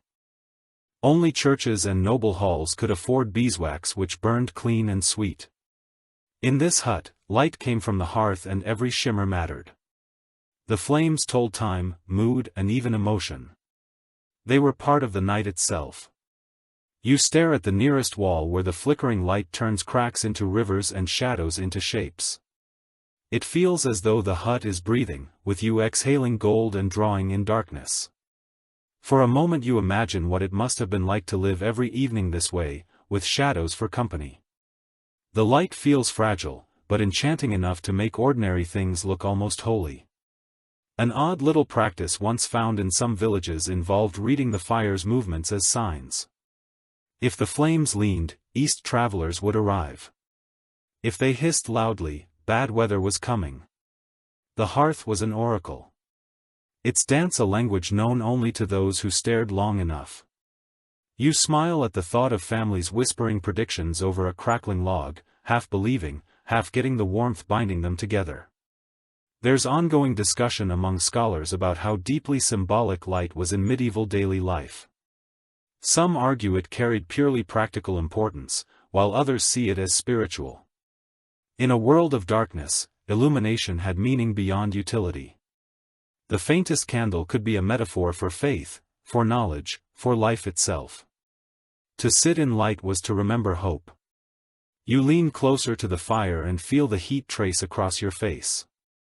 It hums softly as if aware of your gaze. The shapes it throws on the wall shift with every breath of air.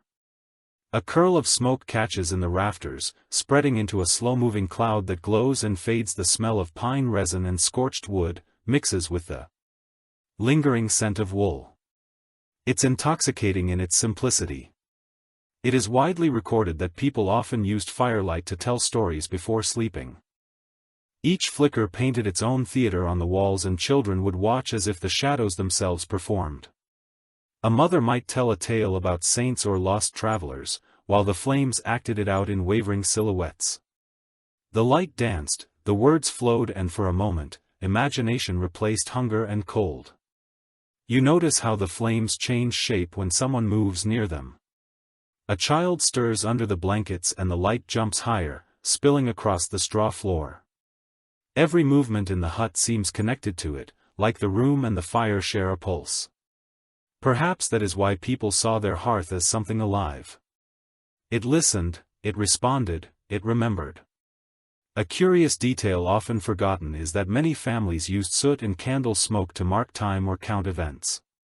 They drew lines or crosses on the walls with blackened sticks recording births, deaths, and seasons. The walls became diaries of flame and ash, a visual memory that faded slowly with each new year. You glance at the timbers here and think you can almost see faint marks beneath the soot, long rubbed away but still whispering from the past. The light shifts again. You notice how it stretches and contracts as the logs burn down. In that rhythm you find calm. Firelight has a way of measuring thought, of slowing everything around it. You begin to understand why people watched it endlessly, why their prayers and their dreams were always drawn to the flame. According to travelers, letters from the 14th century, a well-tended fire was a source of pride. A steady glow meant the household was strong, diligent, blessed. Letting the fire die was almost a moral failure. To visitors, a dim hearth spoke of neglect. To the hosts, a bright one was a silent welcome. The quality of your flame was your reputation. An unusual superstition floated through certain valleys: if a candle's flame bent suddenly toward someone in the room, it meant that person would soon travel far. If the flame crackled 3 times in quick succession, a letter or message was on its way. No one agreed why these signs mattered, but they gave the long nights a sense of meaning, a way to read fate in the language of light. You sit still and let the glow wash over you. It moves gently across your hands, your face, your clothes. It makes everything softer, forgiving. The hut that looked worn and smoky in daylight now feels sacred. Even the cracks in the walls seem purposeful, like veins in old skin. The flicker of light turns imperfection into beauty. Folklore hints at another practice: the shadow play. On feast nights or long mid-winter evenings, villagers would hold their hands in front of the fire to cast figures on the wall: birds, animals, faces, and weave stories around them. The game was simple, but the laughter it brought filled the hut with warmth deeper than heat. Children would giggle, adults would smile, and for a few moments hardship gave way to wonder. You close your eyes and see that glow behind your eyelids, red and gold swirling together. The warmth on your skin feels steady. Now, somewhere behind you, someone sighs contentedly in their sleep. The fire pops again, sending a spark upward, a brief star vanishing into darkness. Experts remain divided over whether these quiet hours before the second sleep were the most peaceful of all. Some say they were times of reflection, others of communion. Whatever the truth, the feeling remains: this balance of light and dark, of warmth and silence. It is the heartbeat of winter itself, repeating endlessly through the centuries. You rest your head on your arm and watch the light dance. For a little longer it bends, wavers, then steadies again. The story of flame is simple but infinite: to burn, to fade, to begin again. Your breathing slows to match its rhythm, and soon you are adrift once more in the warm current of the night. The air in the hut grows still. The fire has sunk low again, and only faint embers remain, glowing softly, like the last heartbeat of warmth. The silence feels heavy, the kind that makes your ears ring. You sit up and sense how thick the cold has become. It presses against the walls, wraps around the hut, tries to creep through every gap. This is the hour when even the bravest felt the weight of winter most keenly. Evidence from the period shows that in the deepest parts of winter, temperatures inside wooden huts could drop dangerously close to freezing. Once the fire died, the walls, no matter how carefully packed with moss or clay, could not keep out the chill forever. Families survived through layers, movement, and sheer endurance. The cold was not a visitor but a companion. You can feel that now in your breath, which clouds faintly in the air before fading into the dark. You pull the blanket closer and listen. Every sound carries differently in the cold: the faintest creak of wood echoes like a groan, and the drip of melting frost feels deliberate, slow. The world has shrunk to this one fragile space of life in a sea of ice. It is humbling. An odd little detail appears in some written chronicles: people would sometimes sleep with heated stones, wrapped in cloth, tucked at their feet. These bed warmers were not the polished brass tools of later centuries, but simple river stones, taken from the hearth and cooled just enough to hold without burning. When placed beneath the blankets, they radiated heat for hours. Tiny suns against the frozen dark. You imagine holding such a stone, its surface rough but pulsing with warmth, the smell of smoke still clinging to it. You would nestle it beneath your feet, close your eyes and feel the heat soak slowly upward. For a while it would feel like protection, a secret weapon against the cold. When the warmth faded, you would reach for another from the edge of the fire and repeat the ritual, half asleep, half awake. Some researchers question how effective these small methods were. Could a few warm stones and a wool blanket really fight back against nights that froze rivers solid? The debate remains unresolved, though archaeology and common sense suggest that even small heat sources could make the difference between endurance and illness. The medieval body adapted in ways the modern one has forgotten.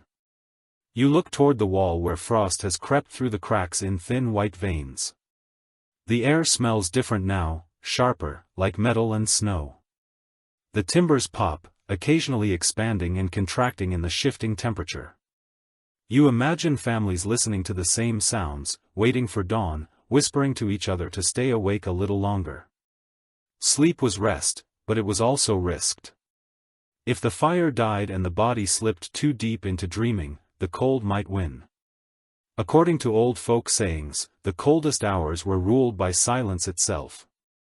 People spoke little then, afraid their voices might break the stillness and invite misfortune.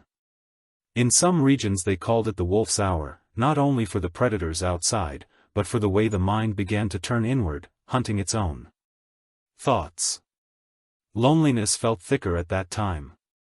You close your eyes and listen for what they might have heard: the faint whistle of wine through the roof hole, the soft hiss of dying coals, the gentle snore of someone lost to sleep.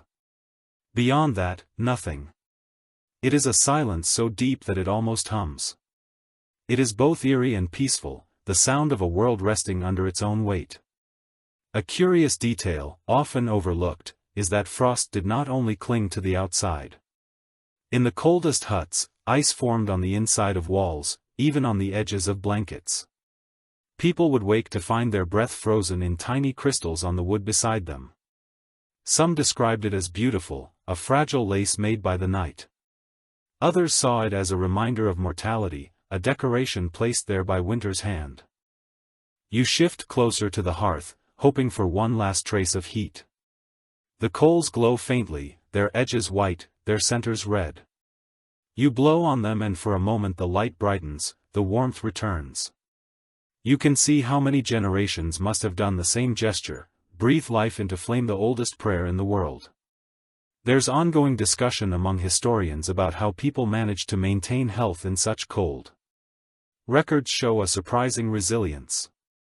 Diets rich in fat and ale provided some insulation, while layered clothing and constant movement kept circulation alive.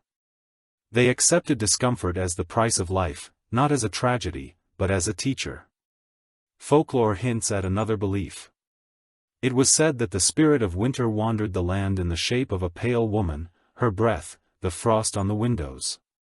If she entered your home, she left patterns of ice on the walls as her mark to keep her out. Families burned herbs like juniper and thyme, their fragrant smoke curling through the hut. Whether this was ritual or imagination, the scent still lingers in the stories. You lean back, watching the breath leave your mouth in faint clouds. It feels almost alive, as if your body is making ghosts outside. The night presses harder. The walls tremble softly. Somewhere far off, the wind changes tone, lifting and falling like a distant hymn. It is widely recorded that in the far north, people learned to read these wind songs like language. A rising howl meant new snow. A low hum meant ice thickening on rivers. The villagers would listen before sleeping, deciding if they would hunt or stay inside come morning. Nature spoke clearly to those who lived close enough to hear it. You pull the blanket over your head for a moment and breathe in the trapped warmth. The smell of wool and smoke is grounding, almost sweet.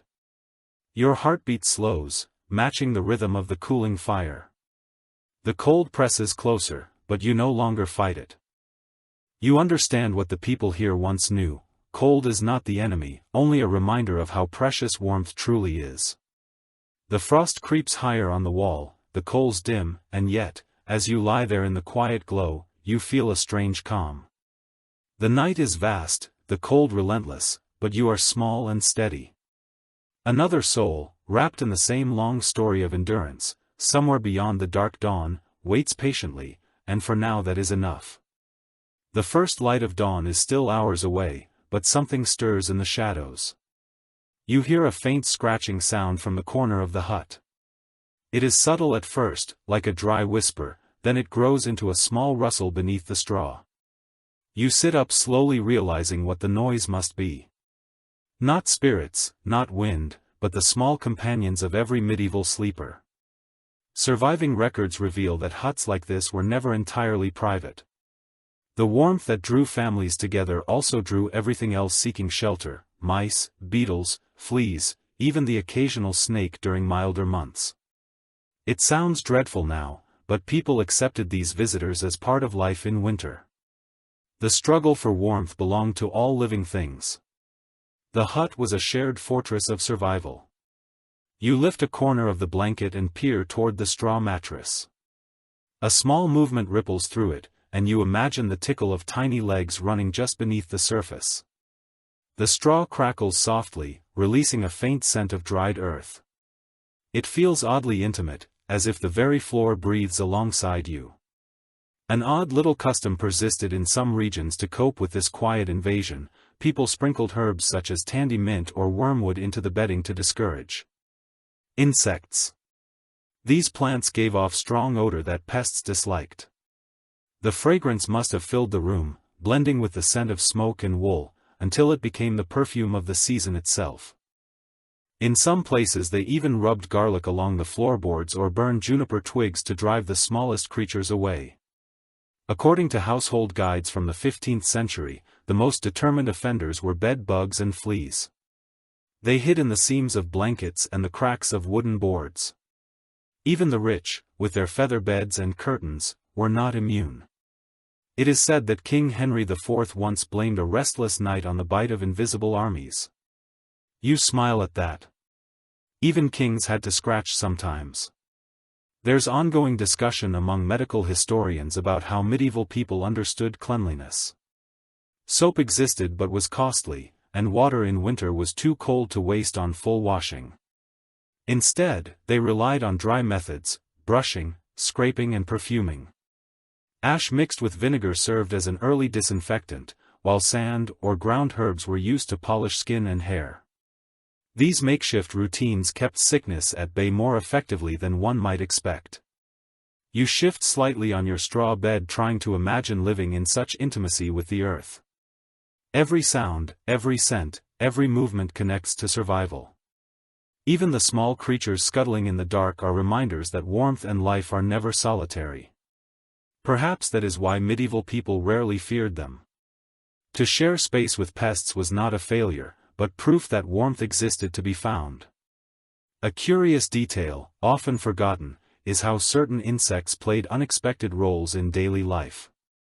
Fireflies caught in small jars served as natural nightlights in warmer months. Beeswax taken from hives became candles that outlasted winter. Even lice were believed to carry the sins of humanity, and removing them was seen as a symbolic cleansing. It is strange, and yet it fits the worldview of an age that found meaning in every living thing. You lie back again, wrapping the blanket tighter. The scratching has stopped. Perhaps the tiny guests have settled or fled the heat of the fire. The air feels heavy, with sleep again, thick and still. You breathe in, smelling straw smoke and a faint hint of mint that someone long ago might have sprinkled here. Folklore hints at another odd belief that restless spirits disguise themselves as mice or insects to test a household's kindness. If you killed them, Cru's misfortune would follow. If you gently brushed them outside, blessings would return with the morning. Whether anyone truly believed it or simply found comfort in the story, it added a strange tenderness to the act of enduring discomfort. It is widely recorded that some families lined their bedding with linen sheets when they could afford them, to create a smoother surface between skin and straw. The fabric acted as both barrier and luxury. A clean sheet was a sign of pride and good order, a rare comfort saved for feast days or guests. Even a single piece of soft cloth could transform a hard winter bed into something almost civilized. You reach down and feel the rough straw under your fingertips. Its texture scratches but also grounds you. The more you touch it, the less unpleasant it feels. There is a rhythm to it, the same rhythm that runs through everything here: endure, adapt, rest. The hut cars again as wind brushes its sides. You think of how many centuries passed with the same sounds, the same rustles, the same persistence. Some researchers question whether medieval people truly slept deeply in such conditions. With insects, noise and cold, uninterrupted rest must have been rare. Yet accounts describe people waking refreshed, rising before dawn to begin work without complaint. The body learned the language of its world, tuning itself to roughness, to the whisper of straw and the hum of small lives beside it. An unusual superstition surrounded the morning's first bite from a flea. If it drew blood on a feast day, it was taken as a sign of good luck. Pain meant life, warmth and movement, proof that winter had not yet claimed its hold. Such small optimism reveals the stubborn resilience of the time. Even an itch could become a reason to smile. You roll onto your side and let your gaze rest on the fading glow of the coals. The hut is still. The faint hiss of the wind has softened. The straw under you has warmed with your body. You can almost imagine that even the insects have stopped moving. Lulled by the same heat and rhythm, you close your eyes and for a moment you understand the strange peace of this world. Life, in all its mess and movement, shares the same fragile shelter. Every sound becomes part of a single quiet song. The warmth holds, the night endures and the sleepers drift deeper into dreams that belong to no one and everyone at once. The faint hum of the night fades into a deeper stillness. You stir beneath the blanket, stretching slightly, feeling the lingering warmth from the fire and the soft resistance of the straw beneath you. In this silence, another rhythm begins to surface, the rhythm of human closeness. You turn your head and glimpse the slow movement of others sleeping beside you, wrapped together beneath layers of wool and hide. It is widely recorded that in medieval homes, space was a luxury. Most huts had only a single room, sometimes two if fortune allowed. There were no walls to separate living from sleeping, no doors to close for privacy. Within that small world of wood and smoke, every sound and every breath belonged to everyone. Families, couples, travelers and even animals shared the same air, the same warmth and sometimes the same bed. You look at the dim glow of the fire and imagine the scene more clearly. The mother turns in her sleep, her hand brushing her husband's shoulder. A child, half buried under a blanket, curls closer. Even in sleep, bodies learn to find one another to fit like puzzle pieces against the cold. Intimacy was not a choice, it was survival. A curious detail often forgotten is how this closeness shaped relationships. In a world where privacy barely existed, tenderness found small ways to express itself: an exchanged glance, a shared cup, a whispered story after dark. For many couples, the quiet hours before dawn were the only time they could speak softly, without interruption. Love, like warmth, was maintained through patience and rhythm. Some researchers question whether affection in these small huts was more practical than passionate. Yet evidence from letters, songs, and poems paints a different picture. Even the humblest people wrote of longing, devotion and tenderness, often comparing love to the comfort of a fire or the strength of a wooden roof. They knew that intimacy could exist without space. That connection could bloom in the narrowest corners. You can almost hear their quiet laughter, see the way hands brushed together as they rearranged blankets. A small touch meant more than a grand gesture. To share a bed was to share breath and trust. When the cold was fierce enough to numb fingers and crack lips, human warmth became its own kind of light.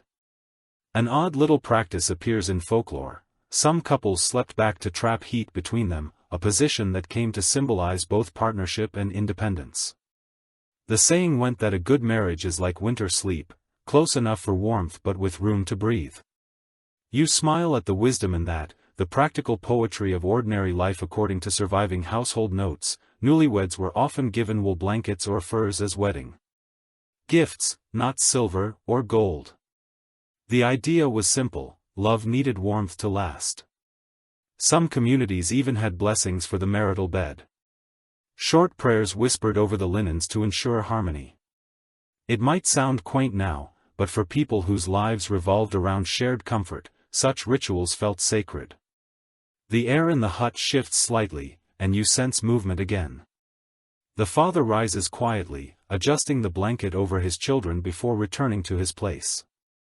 The gesture is small but profound, a reminder that care was measured not in words but in deeds. When you live within inches of one another, kindness becomes part of breathing. There's ongoing discussion among cultural historians about how people balanced modesty and intimacy in such settings. Church records suggest constant tension between moral teachings and practical needs. Sleeping together was normal, but public displays of affection were discouraged. The hut became both a confessional and a sanctuary, a space where love existed unspoken, yet understood. You stretch out your legs and imagine the feeling of shared warmth spreading through the bed. It is soft and steady, the warmth of trust more than of fire. You can almost feel the heartbeat of the hut itself each breath, a reminder that togetherness was their strongest defense. A lesser-known habit among villagers was the morning promise. Before leaving bed at dawn, couples would exchange a few quiet words, simple wishes for luck, safety, or good weather. It was not ceremony but gratitude. They had survived another night together, and in the deep of winter. That was something worth acknowledging. Folklore hints at another gentle belief: if two people slept so closely that their breath mingled in the cold, their souls were said to become intertwined, never to part entirely, even after death. Perhaps this was comfort for the living, or perhaps it was something deeper, a recognition that warmth once shared lingers beyond the body. You close your eyes for a moment, imagining what that closeness might have felt like: the roughness of wool, the faint smell of smoke in someone's hair, the quiet of a world without machines or clocks. In such stillness, love becomes elemental, stripped to its core. The fire flutters softly and shadows move across the walls. You open your eyes again to see them dancing, two shapes leaning together, one small shape nestled between. You know it is only the light playing tricks, yet it feels like a memory you have stepped into. It is widely recorded that the human heart beats slower in cold weather, but warmth shared between bodies restores it, deepens it. You think of that rhythm now, of how countless generations found rest not in solitude but in togetherness. The hut may be small, the night may be long, but within it beats something vast and enduring. You settle again beneath the blanket, the straw sighing beneath you. Around you, the soft sounds of breathing fill the air. The warmth presses close, the darkness folds in, and for a little while everything feels complete. The night outside grows pale. Though the sun has not yet risen, a faint silver light slips through the small window, mingling with the last glow of the coals. You breathe in and taste the air, sharp, cold and faintly sweet, with the smell of frost. Somewhere in the distance, a rooster calls once and the sound seems to tremble through the frozen world. The village, still half asleep, begins to stir beneath its blanket of snow. It is widely recorded that medieval villages, in winter, moved as one body. When night fell, every hut sank into silence.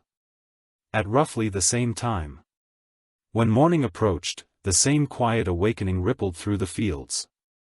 No one needed a clock. The smoke rising from a neighbor's chimney was signal enough that the day had begun. You step outside the hut wrapping your blanket around your shoulders. The air cuts like glass, clear and perfect. Snow crunches underfoot, its surface hard and glittering. The horizon blushes faintly pink, the first promise of dawn. The world looks untouched, as if every sound and breath has been buried under white. The roofs of nearby huts sag gently with the weight of the night's fall, and thin streams of smoke begin to curl into the sky. A curious detail, often overlooked, is how sound changes after snow. In the medieval countryside, deep snow turned the world silent in a way few of us ever hear now. Hooves, footsteps, even voices were muted, swallowed by the frozen air. Villagers said that in such stillness you could hear your own thoughts as clearly as a bell. It was a kind of quiet that felt sacred. You look back at the hut. The door stands slightly ajar, releasing a faint wisp of warm smoke. Inside, the family still sleeps, gathered together like embers waiting to be stirred for a moment. You simply watch, understanding how fragile and beautiful that small shelter is. Surviving through the winter was not a guarantee. Every hut that still smoked at dawn was a small victory. According to parish writings from the 13th century, entire communities measured their well-being by the color of their morning smoke. A pale gray meant the fire was strong and the family safe. No smoke meant trouble or loss.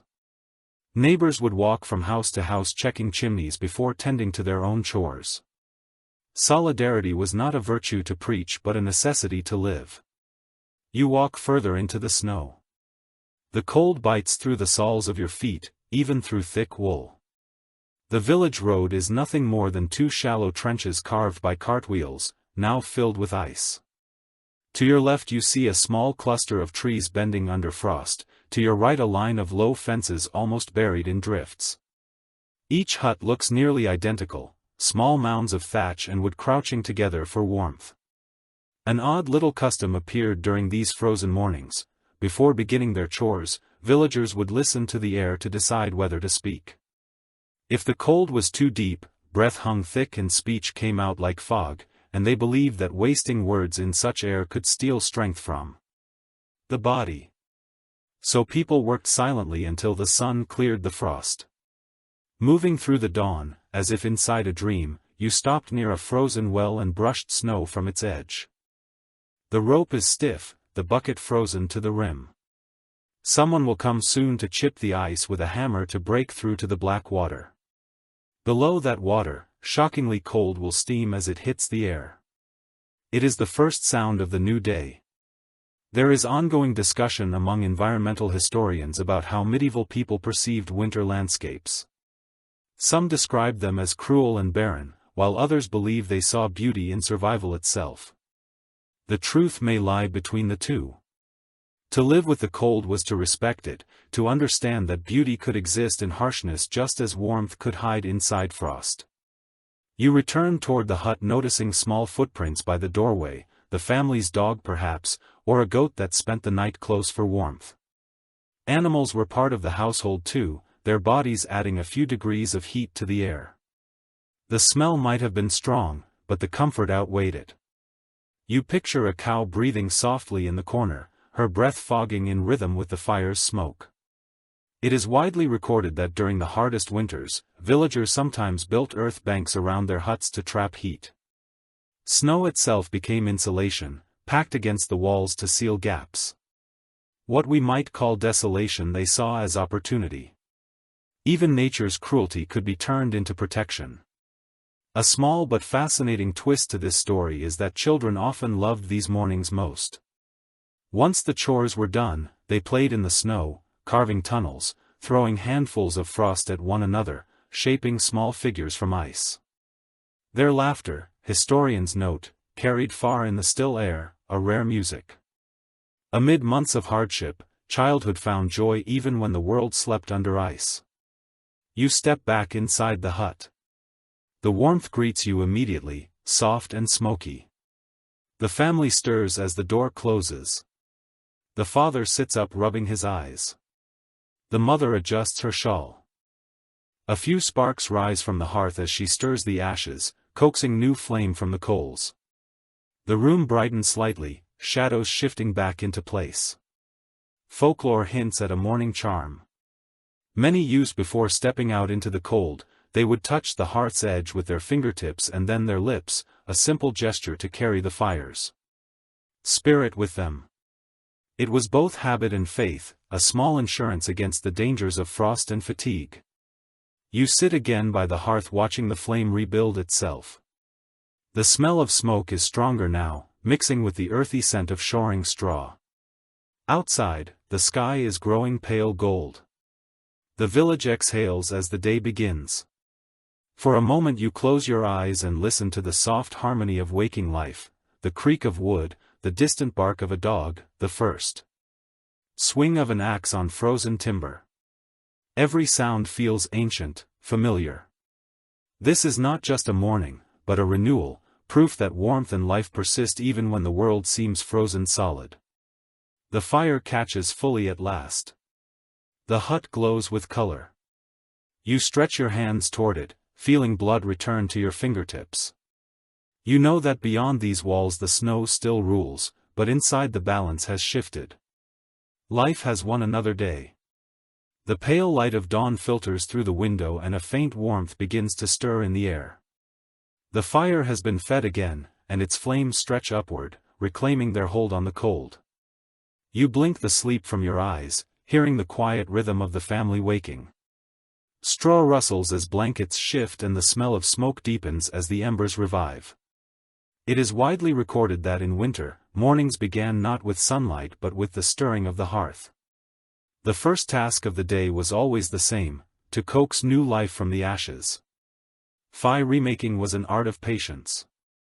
A few glowing coals buried overnight would be uncovered, fanned and fed with dry twigs. Sparks caught slowly, smoke thickened, and then the room bloomed once again with gold.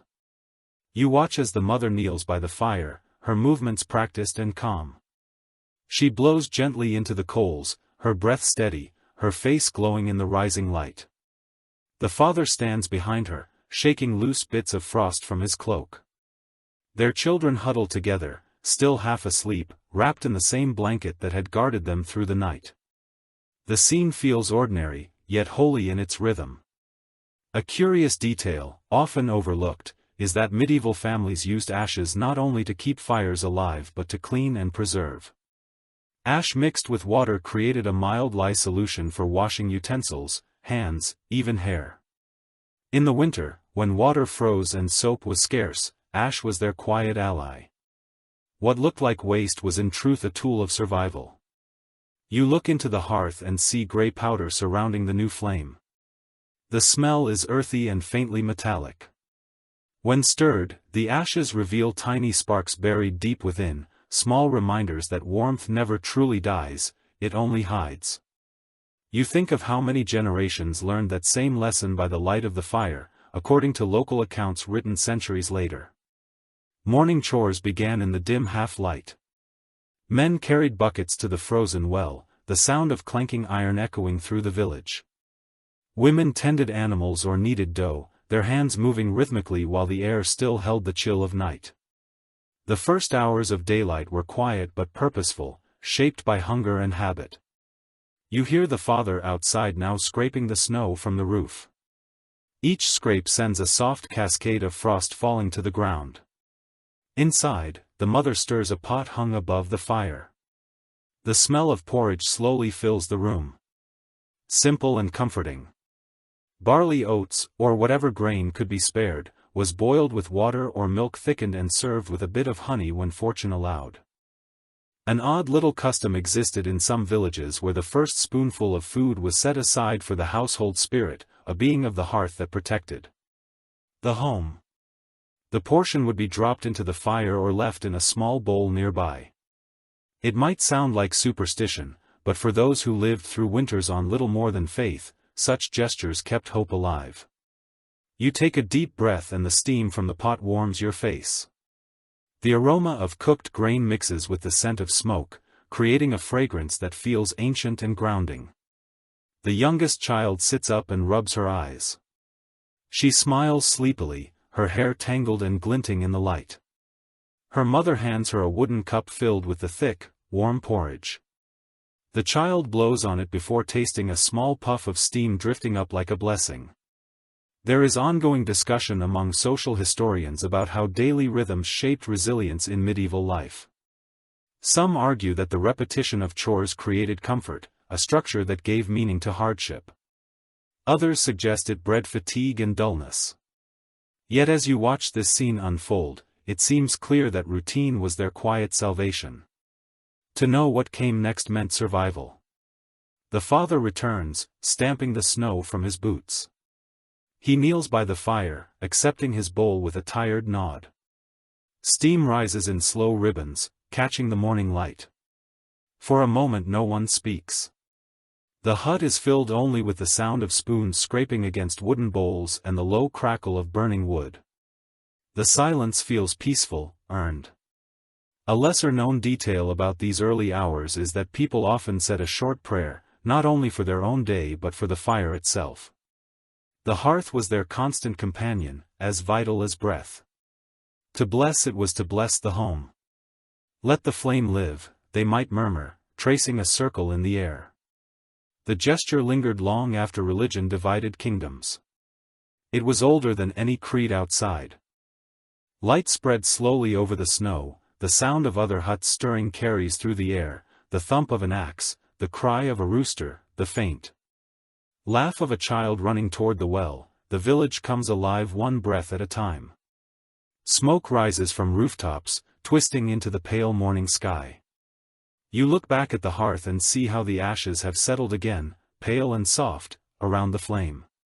The family finishes their meal, leaving behind only faint streaks in their bowls. Soon they will scatter, each to their own tasks, but for now there is stillness, a fragile calm between sleep and labor. Folklore hints at an old saying, ashes are the footprints of yesterday's Sunday. It meant that every morning began with what the night had left behind, that even in loss there was the seed of renewal. You repeat the phrase silently and feel its truth. In the quiet room, the father rises, taking a long breath before stepping outside into the biting air. The mother gathers the bowls, stacking them neatly beside the chest. The fire crackles softly, content. You sit a moment longer, feeling the warmth soak into your bones.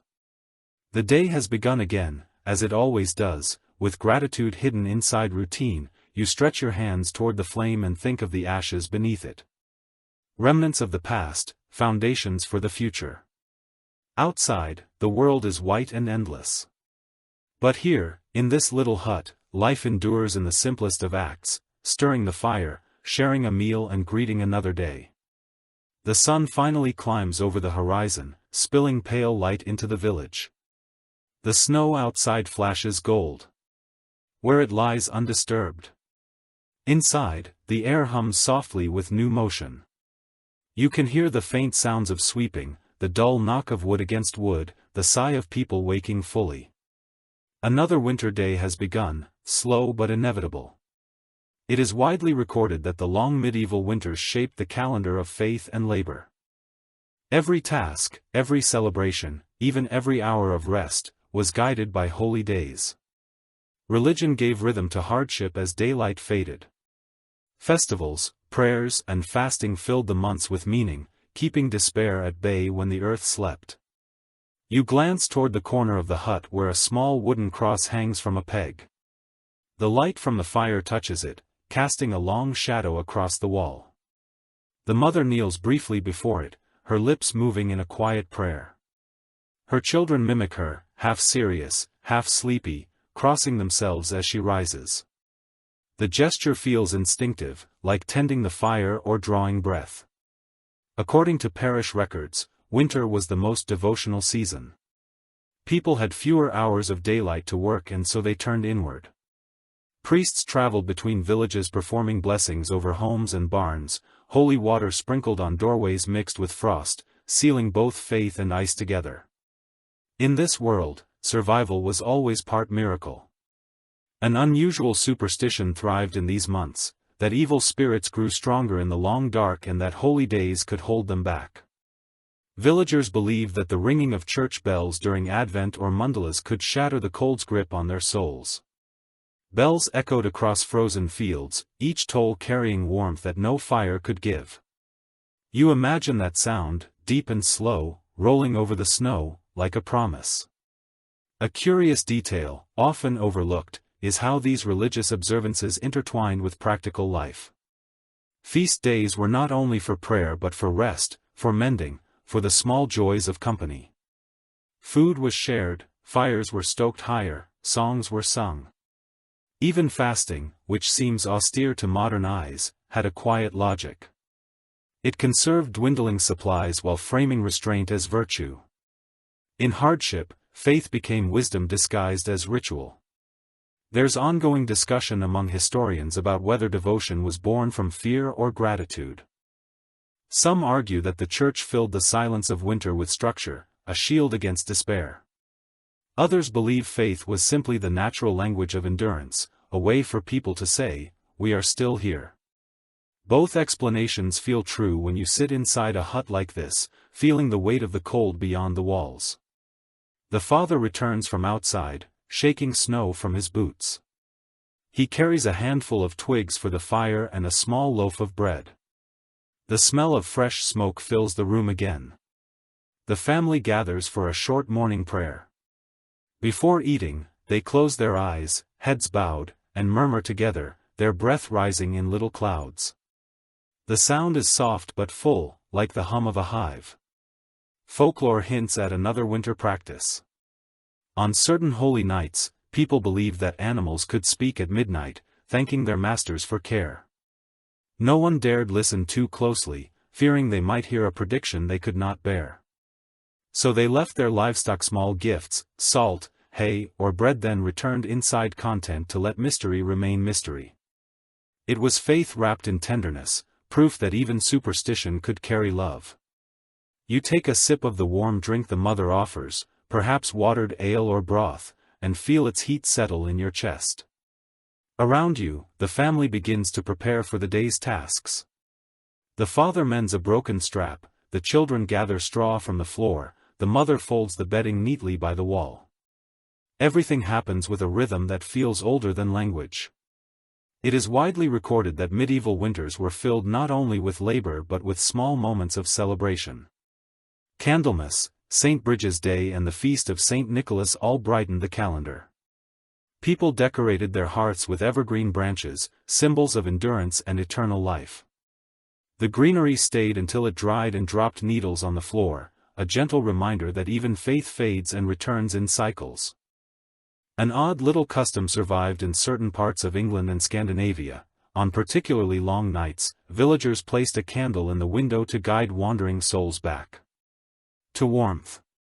The candle burned low through the night, a fragile beacon in endless darkness. Travelers who saw its glow might stop for a meal or rest, trusting that kindness still lived behind the wooden walls. The act blurred the line between charity and prayer, between neighbor and stranger. You sit quietly and let the warmth of these rituals seep into you. The fire light flickers over faces, softening them, turning the ordinary into the sacred. You begin to understand how belief was not just a system but a feeling as real as hunger, as necessary as warmth. Some researchers question whether the strict calendar of feasts and fasts truly brought comfort to everyone. Peasants often worked through holy days driven by survival, while the wealthy celebrated lavishly. Yet even so, the idea of shared sacred time united the community. When one bell rang, all stopped together. The rhythm of faith gave everyone the same heartbeat. The morning grows brighter, a sliver of sunlight touches the cross on the wall and for a brief moment it gleams as though alive. The hut smells of smoke, bread and pine. The family bows their heads once more, murmuring thanks before stepping out into the cold day. You watch them go, the door swinging shut behind them. Inside, silence returns, but it feels different now, less empty, more full of meaning. You realize that every prayer, every ritual, every small act of gratitude has kept the winter bearable for centuries. Faith, like fire, does not need to roar to keep the dark away, it only needs to stay lit. The sunlight brightens through the parchment window and the air inside the hut feels almost gentle for the first time in many days. The fire hums low, the room bathed in a sleepy gold. You sit near the hearth, stretching your hands toward the warmth, and realize that the rhythm of night and day has already begun to reset itself. It feels natural, steady, like a breath that never ends. It is widely recorded that medieval people divided their sleep in ways that seem strange now but made perfect sense then. The long winter nights were too lengthy for a single stretch of rest. People would sleep in two intervals, the first beginning soon after dark and lasting until midnight, the second following a quiet period of wakefulness before dawn. Between the two, life moved gently in that half-lit pause. You picture the family in this hut. How they must have lived inside that rhythm without thinking. The first sleep came easily after the day's labor. They would rise in the middle of the night, tend the fire, perhaps whisper a prayer or share a drink, then return to bed until morning. This second sleep, lighter and softer, carried dreams that felt closer to morning light. According to early writings and personal letters, this pattern existed across Europe. Monks, peasants, and nobles alike described the same habit. The phrase first sleep appears in dozens of manuscripts, always written with casual certainty, as though everyone would know what it meant. The idea of one continuous 8-hour rest is a modern invention, born of clocks and schedules. The medieval body knew another truth. A curious detail, often forgotten, is that these middle hours were not seen as lost time. They were used for quiet tasks that required no sunlight, mending, writing, prayer or conversation. For couples, it was a time of closeness and warmth, a brief space carved out from the demands of day. For the solitary, it was the hour of thought, when dreams still clung to the mind and imagination wandered freely. There is ongoing discussion among sleep historians about whether this segmented rhythm was healthier than our modern one. Some suggest that natural darkness and silence allowed the body to rest more deeply. Others think the interruptions led to fatigue. Yet the pattern endured for centuries, which suggests it worked well enough. The human body, after all, adapts to the rhythm of the world around it. You shift slightly and feel the straw beneath you creak. It is easy to imagine how the hut itself would guide such a cycle. The fire faded after a few hours, the chill returned and waking became inevitable. The need to tend the embers shaped the night. In a way, even sleep depended on teamwork, one person rising to stir the coals while others dozed, each taking turns to keep the warmth alive. An odd little superstition accompanied this habit. Some villagers believed that if you woke after midnight and found the fire completely dead, it was bad luck. To relight it immediately, you were meant to wait until a rooster crowed or until a spark caught naturally from the ash. Forcing a flame, they said, might invite restless spirits inside. It was a strange mix of caution and patience, but in a world so fragile every small ritual mattered. You look toward the small window again, where the light has grown stronger, the snow outside gleams softly and the cold seems less threatening.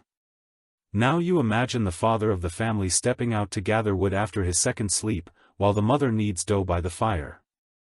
The children stir, rubbing their eyes, their voices soft as they speak to one another. Morning begins not with alarm but with awareness. It is widely recorded that artificial light changed this rhythm forever. With candles and oil lamps came the power to stretch the day. People began working later, sleeping later, forgetting the slow pattern that nature had set. The age of the first and second sleep faded quietly into history, surviving only in old diaries and forgotten words. Yet here in this hut, that rhythm still feels alive. A lesser-known custom from these waking hours was the midnight talk. Families would sit quietly together, sometimes sharing food, sometimes simply telling stories. The tone was softer than in daylight, the words more honest.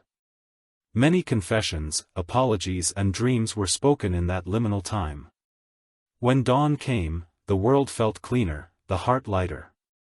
Perhaps that is why they cherished those dark hours as more than rest. Folklore hints at another belief that the space between first and second sleep belonged to the unseen world. Dreams from the first half of the night were personal, but visions from the second were said to be prophetic. Some people kept a small notebook or carved stick nearby to mark what they saw in dreams before they vanished. They called these night memories fragments of wisdom caught between two sleeps. You close your eyes and try to feel that rhythm yourself, the warmth of the fire, the soft hum of life around you, the quiet after waking. You can almost sense how time stretches differently here. There is no rush, no pressure to force sleep or fight it. The night breathes naturally and you follow. Some researchers question whether our ancestors even considered this pattern unusual. Perhaps they did not think in hours or schedules, but in sensations, hunger, warmth, fatigue and light. They moved with the pulse of nature rather than against it. In that sense their nights might have felt calmer than ours, filled with purpose instead of restlessness. You open your eyes again and watch the flame. It bends gently, licking the air in slow waves. The hut is brightening, the frost on the wall melting into drops. Another day will soon begin, and this quiet rhythm will repeat when the sun disappears. You think of how many thousands of nights have followed this same cycle, how many fires have been stirred, how many dreams have bridged the space between sleeps. In that pattern lies something ancient and reassuring, the knowledge that even rest has its seasons, that even darkness has its hours of light. The hut smells faintly of ash and morning smoke. A single wisp of air rises from the hearth as the last log settles into embers. You sit close to the glow, watching the faint shimmer of red that still clings to the wood. The light is tired now, flickering low and slow, but it holds enough strength to feed another flame. This moment when night releases its last warmth to the day feels sacred. It is widely recorded that keeping a fire alive through winter nights was both a skill and an art. Without it, families risked waking to frozen water, stiff limbs and sometimes death. Fires were rarely allowed to die completely. Instead, people buried the embers in ash before sleeping, sealing them from air so that they would smolder until morning. With the right touch, those coals could be revived at dawn into a new blaze, as if the sun itself had never truly left. You pick up a small stick and stir the ashes gently. Beneath the pale gray surface, orange light flickers faintly like the heartbeat of a sleeping creature. You understand why they called it the house's soul. Losing that glow meant more than losing heat. It meant breaking a thread of continuity. The flame that burned today was the same one that had burned yesterday, maybe even the same that had burned all season. A curious detail, often forgotten, is how many small inventions were born from the effort to preserve this continuity. In some villages people used peat bricks or dried turf to keep fires smoldering longer. In others, they packed embers into clay pots with air holes, carrying them from home to help neighbors relight their hearths. The gift of fire was both practical and symbolic, a quiet sign of friendship stronger than words. According to local records, peat was treasured for its steady burn. It gave off less smoke than wood and lasted through the night. Families who lived near boglands guarded their peat stores as fiercely as gold. The smell of it, sweet and heavy, was the scent of safety itself. You can almost imagine the hut filled with that dark fragrance, comforting and earthy, mingling with the smell of wool and smoke. An odd little custom existed among some farmers who believed that the fire had to be thanked. Before sleep, each night, before covering the coals, someone would whisper a short phrase of gratitude: rest, flame and wake again. The words sound simple, but they carried deep reverence. In a world without guarantees, the fire was the one companion that answered when called. There is ongoing discussion among historians about how early chimneys changed domestic life before them. Smoke simply gathered and drifted out through the roof hole, blackening the timbers but warming the air. With chimneys came cleaner breathing, but also a subtle loss of intimacy. The hearth had been central, shared by all. The chimney pulled its warmth upward and away. Progress, even then, had its trade-offs. You glance upward at the roof where black soot lines the beams like an artist's brush. Each mark tells of 1,000 fires, 1,000 nights of breath and warmth. The air smells faintly metallic, and when you look closely you can see how the soot has preserved the wood beneath, keeping it strong through decades of flame. The hut is a memory written in smoke. It is widely recorded that women often tended the hearth, keeping it alive while men worked outside. To them, the fire was both duty and companion. Songs survive in scattered verses, sung softly while stirring the coals. The melodies are simple, the words repetitive, built to calm the mind as the flames were coaxed to life. You imagine that soft singing, now low and steady, part lab, part prayer. Some researchers question how much time was devoted to maintaining the fire, given how much fuel had to be conserved. Gathering wood or peat was hard labor, often done miles from home. Every log was accounted for, every spark respected. To waste fuel was to court hunger. Yet people found balance, learning to read the fire's language, the hiss that warned of damp wood, the crackle that signaled it was alive and well. Folklore hints at another belief, that a well-kept hearth protected not only the body but the spirit. If your fire burned evenly and without smoke, it meant your household was at peace. If it sputtered or filled the room with soot, someone nearby had spoken unkindly. The cure was simple: sweep the ashes clean, whisper a kind word and start again. The wisdom feels less like superstition and more like the poetry of survival. You watch as the father of the hut returns from outside carrying a handful of small branches. He kneels by the hearth, brushing away the top layer of ash. A faint glow greets him. He smiles, places the twigs gently on top and blows softly. The light grows timid at first, then stronger soon. A thin flame curls upward, catching, spreading, devouring the dry wood. The family exhales together as the room fills once more with warmth. A lesser-known tradition described in Northern chronicles involved carrying a glowing ember from the hearth to bless the livestock. Each morning, the ember was waved in slow circles near the barn door while prayers were whispered for health and milk. Fire was not only warmth but power, the living boundary between safety and the cold unknown. You sit back and study the fire again. Its glow deepens, steady, now filling the space with gentle light.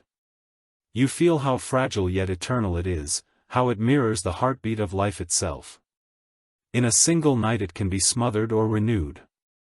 Its survival depends entirely on care. You think of how easy it is in modern life to forget such dependence. Yet here, surrounded by the scent of smoke and the sound of the flames, quiet, breathing, you understand that every comfort you have known began with this simple ritual: tending the fire, watching it live, whispering to it not to die. The father stands and brushes his hands clean. The mother stirs a pot above the flames. Outside, sunlight touches the snow, turning it to a field of diamonds. Inside, the hut glows gold again, a tiny world kept alive by a flicker. You close your eyes, feeling its warmth reach you, ancient and patient. The day has begun, but the story of the fire never ends. The air inside the hut smells of herbs, now sweet and sharp, filling every corner with a faint haze. You breathe it in, letting the warmth and fragrance mingle. Someone is tending a small pot near the fire, stirring slowly, and the steam that rises curls like ghostly ribbons. This is not food, but medicine, the kind that keeps the cold from sinking too deep into the bones. It is widely recorded that medieval families relied on herbs and home remedies through the long winter months. Doctors were far away and coin was scarce, so the household became its own apothecary.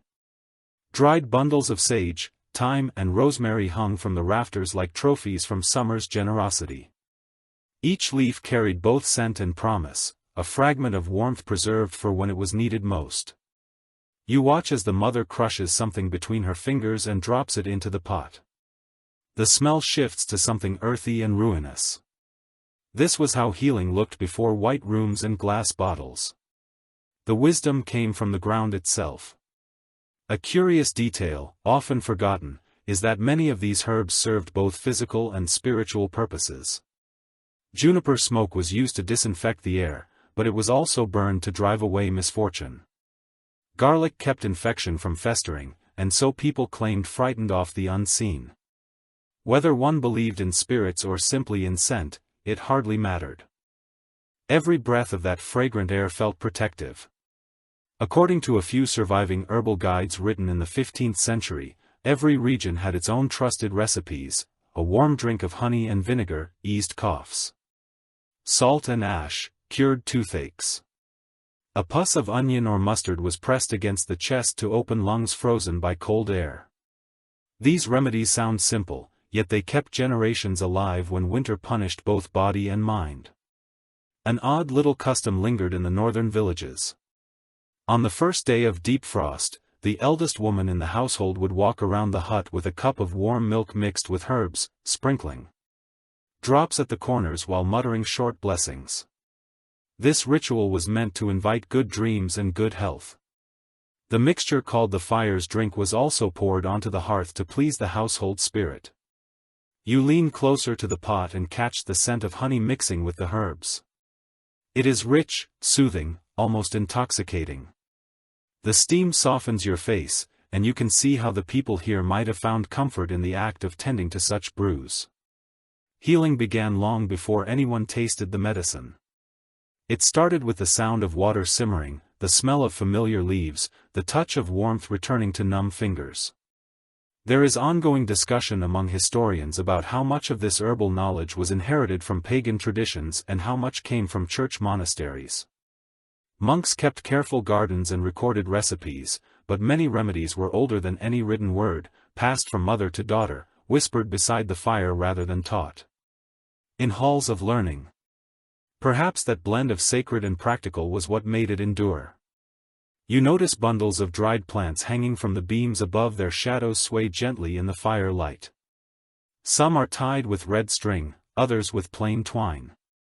The colors matter, red for life, white for purity, green for endurance. Each knot a quiet spell against illness and hunger. You can almost hear the rustle of dried leaves whispering as the air warms them. A lesser-known practice used in sickness was the bed charm. If someone fell ill, the straw beneath their bedding was burned and replaced with new straw mixed with herbs. The act symbolized renewal, a physical and spiritual cleansing. The smoke that rose carried the sickness away, or so they believed. Even modern historians admit that the practice might have worked by accident, as smoke and new bedding reduced pests and infection. You think about the delicate balance they lived in, how every breath of warmth carried danger but also cure.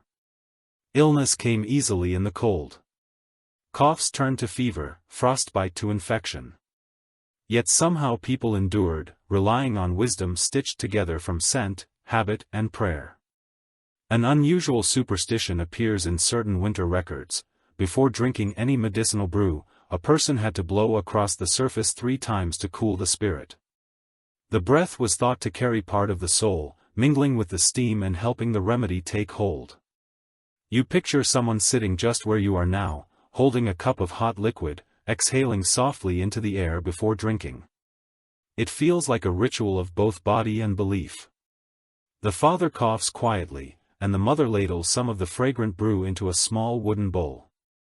He drinks, grimaces at the taste, then smiles as warmth spreads through him. The children giggle softly at his expression, and for a moment laughter fills the hut. Healing, it seems, lives as much in shared joy as in medicine.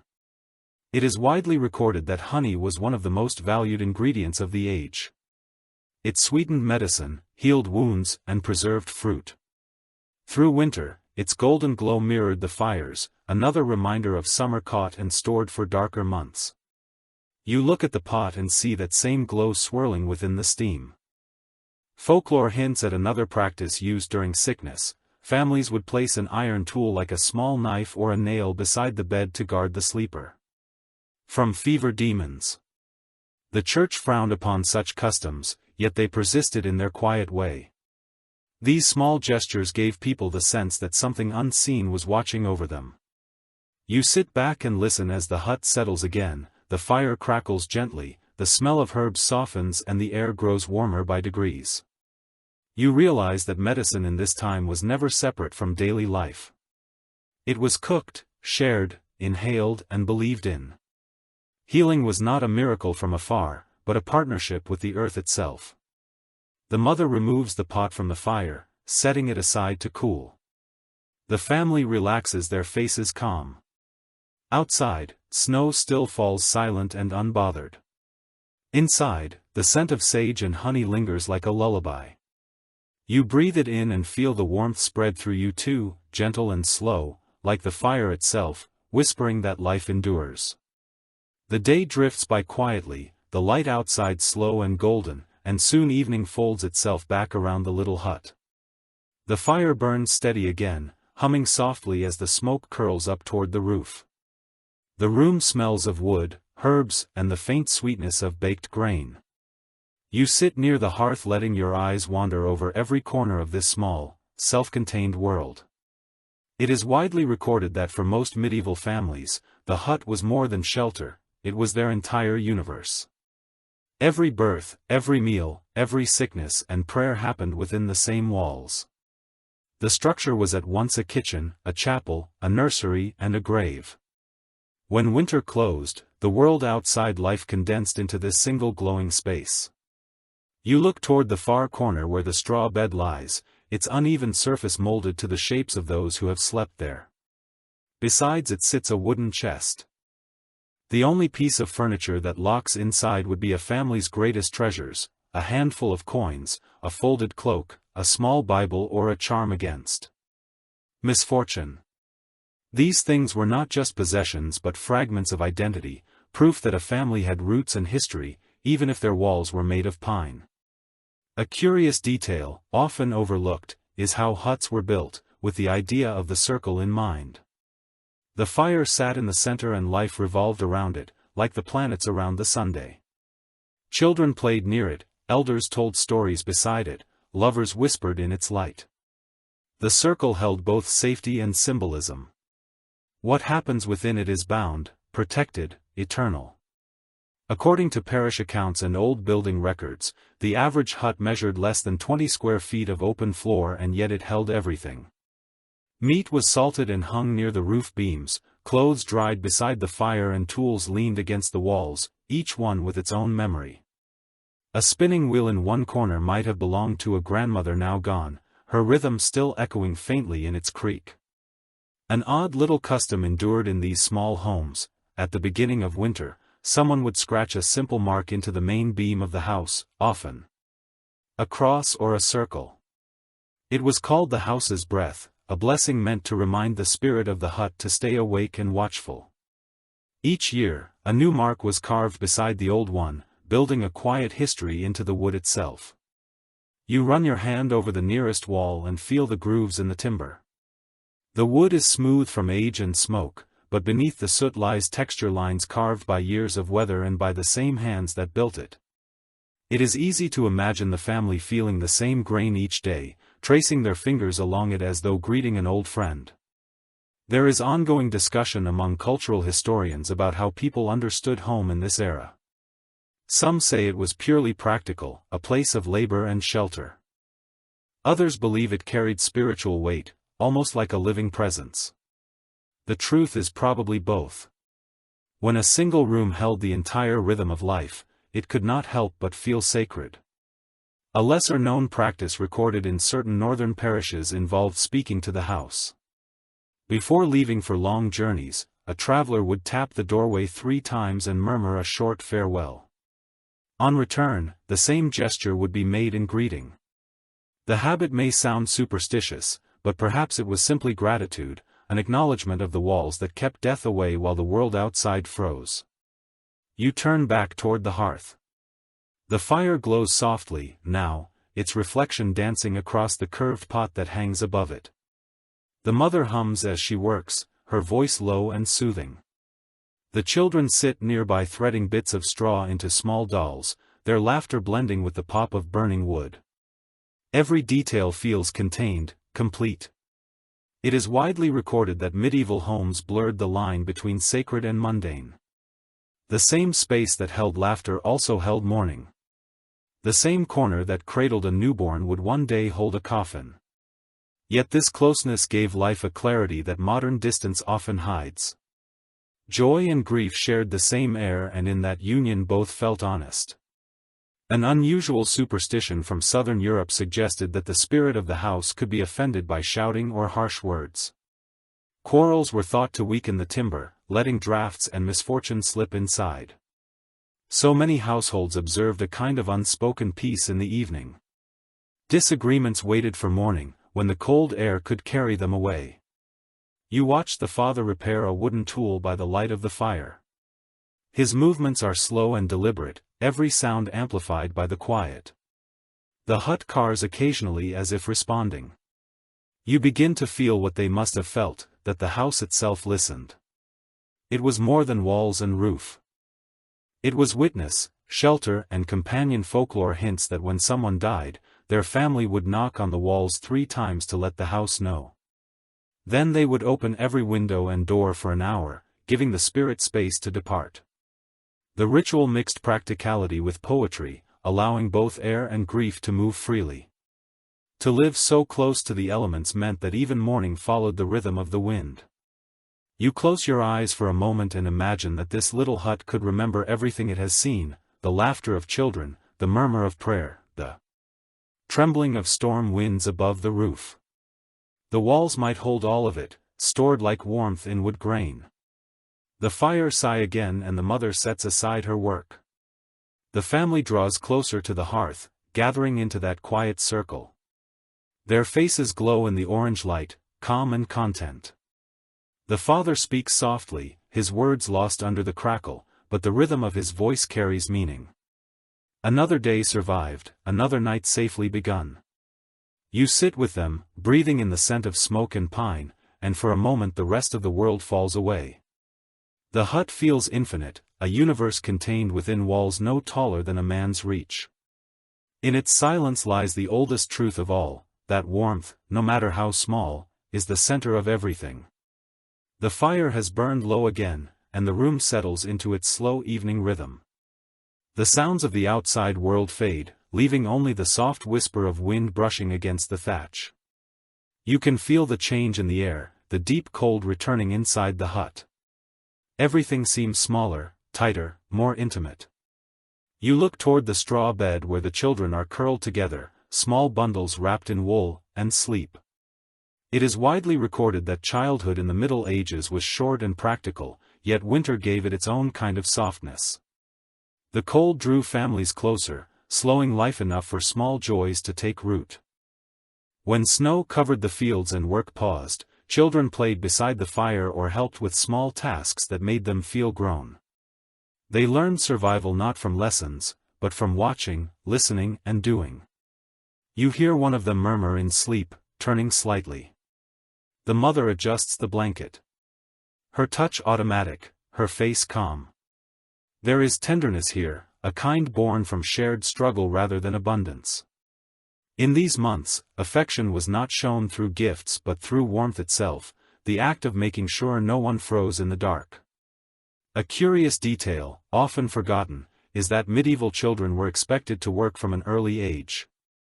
Yet winter gave them moments of rest and wonder. When the ground froze and farming stopped, there were games played with sticks and bits of cloth, songs learned by firelight, riddles shared between siblings. They did not have toys in the way we imagine them, but their imaginations filled the gaps easily. A carved piece of wood became a horse. A frozen puddle became an adventure. According to surviving nursery rhymes written down centuries later, the songs mothers sang in winter were simple and repetitive, meant to calm both child and parent. Many contained small blessings: sleep warm, little one, while the wind walks by. The rhythm of those songs matched the crackle of the fire and the creak of the roof, creating a music that felt as old as the wood itself. You look at the children again. Their cheeks are flushed from heat and sleep, their hair damps with the faint humidity of the room. One of them has a small carved toy in hand, a crude figure of an animal, perhaps a sheep. You imagine the father carving it during the long nights, his knife moving slowly in the dim light, his love hidden in the detail of its shape. An odd little custom appears in accounts from the far north. Parents would place an apple or a piece of bread beneath a child's pillow during the hardest winters, believing it would draw away sickness. The fruit absorbed the chill, they said, keeping the heart safe. Whether the charm worked or not, it must have been comforting to wake and find something sweet waiting at dawn. There is ongoing discussion among historians about how much freedom children really had in this world. Some claim they were treated as small adults, others that families protected their innocence more than records suggest. The truth may be quieter than either view. Here in this little hut, childhood feels like a thread woven tightly into the fabric of survival, brief, precious, and inseparable from the surrounding life. It is widely recorded that in winter, families told stories to teach children both morality and courage. Tales of brave saints, clever peasants, or animals that outwitted the cold filled the evenings. These stories were not only entertainment. They were blueprints for endurance. They taught that fear could be met with wit, that kindness brought luck, and that every harsh season would one day pass. A lesser-known detail from such tales is that many ended not with triumph but with rest. The hero survives the storm and returns home to the hearth. Victory in these stories is not glory but survival. You can almost hear the mother's voice, slow and steady, as she finishes a tale and watches her children's eyes grow heavy with sleep. Folklore hints at another habit. When children were restless or frightened by the night's howling winds, parents would draw small symbols on their foreheads using ash from the hearth. It was called the fire's touch, a gesture meant to protect dreams. Ash carried meaning. It was what remained after destruction and what began every new flame. With that small mark, fear lost its edge. You glance toward the roof, where a few icicles hang through small gaps, catching the fire light like glass. A drop of water falls, hitting the floor with a faint hiss as it meets the warm air. The hut feels both fragile and unbreakable at once. You think of the children who grew up here, who would remember this sound for the rest of their lives, the quiet symphony of survival. Some researchers question whether these winters built resilience or simply endurance. Perhaps both. The hardships carved patience into them, but the warmth carved love. What you see here is no misery but intimacy, life reduced to what truly matters. The mother leans against the wall now, eyes half closed, listening to the children breathe. Her lips move faintly, perhaps whispering another blessing, perhaps simply counting the hours until dawn. Outside, the snow falls harder, but the hut stands steady. The air smells faintly of wood wool and the faint sweetness of honey from supper. You close your eyes and listen to the rhythm of sleep, the crackle of fire, the whisper of wind, the breathing of children. It feels eternal, as if every generation has left its echo inside this small smoky room. At that moment you understand why winter never broke them. The cold could reach the walls, but never the heart. Within these fragile huts, in the laughter of children and the softness of their sleep, the warmth of the world was kept alive. The night has deepened again and the cold presses close. You hear a faint shifting sound near the door, followed by the soft grunt of something large. The fire light flickers, catching a glint of movement in the corner. It takes you a moment to realize what it is, an animal resting quietly inside the hut, breathing slow clouds of steam into the air. Its warmth fills the space like another small fire. It is widely recorded that medieval families often shared their living quarters with animals, especially in winter. Cows, goats, pigs, chickens, even dogs were brought indoors when frost made the barns unsafe. The heat of their bodies could raise the room's temperature by several degrees, enough to make the difference between life and death. This arrangement blurred the boundary between household and barn, but it also reflected the simple wisdom of coexistence. You move closer, careful not to startle the creature. It is a cow, her dark eyes glinting in the glow. She shifts her weight, the straw rustling beneath her hooves. The smell that rises is strong, earthy, yet not unpleasant. It is the smell of life itself, of breath and shelter. In this space, human and animal survival are tied together. A curious detail, often forgotten, is that the placement of animals inside the hut followed a pattern. Larger livestock, like cows and goats, stayed near the wall to the north, away from drafts. Smaller animals, like hens and dogs, occupied corners close to the fire. The warmth they produced helped dry the air and their presence offered comfort during long nights. Children often fell asleep to the gentle sounds of chewing or the rhythmic clucking of hens settling down. According to monastic agricultural notes, animals were thought to share a special connection with the divine because they lived so close to creation. Their steady endurance through the seasons became a model for faith. Farmers treated them with respect that mixed practicality and affection. To tend a cow well was to tend one's own spirit. An odd little custom appears in many rural regions. Families whispered small blessings to their animals before sleeping, thanking them for their milk, their wool or their strength. "Sleep warm," they would say, or keep the breath of life. Some even believe that an animal that dreamed peacefully brought luck to the household. In a way, these words transformed the hut into a shared chapel of warmth and gratitude. You listen now to the low sound of the cows breathing steady as a lullaby. It mixes with the faint crackle of the fire and the slow breathing of the family nearby. The air is heavy but alive, thick with warmth and the scent of hay. It feels as if every creature in this room belongs to one great heartbeat, a single rhythm of endurance.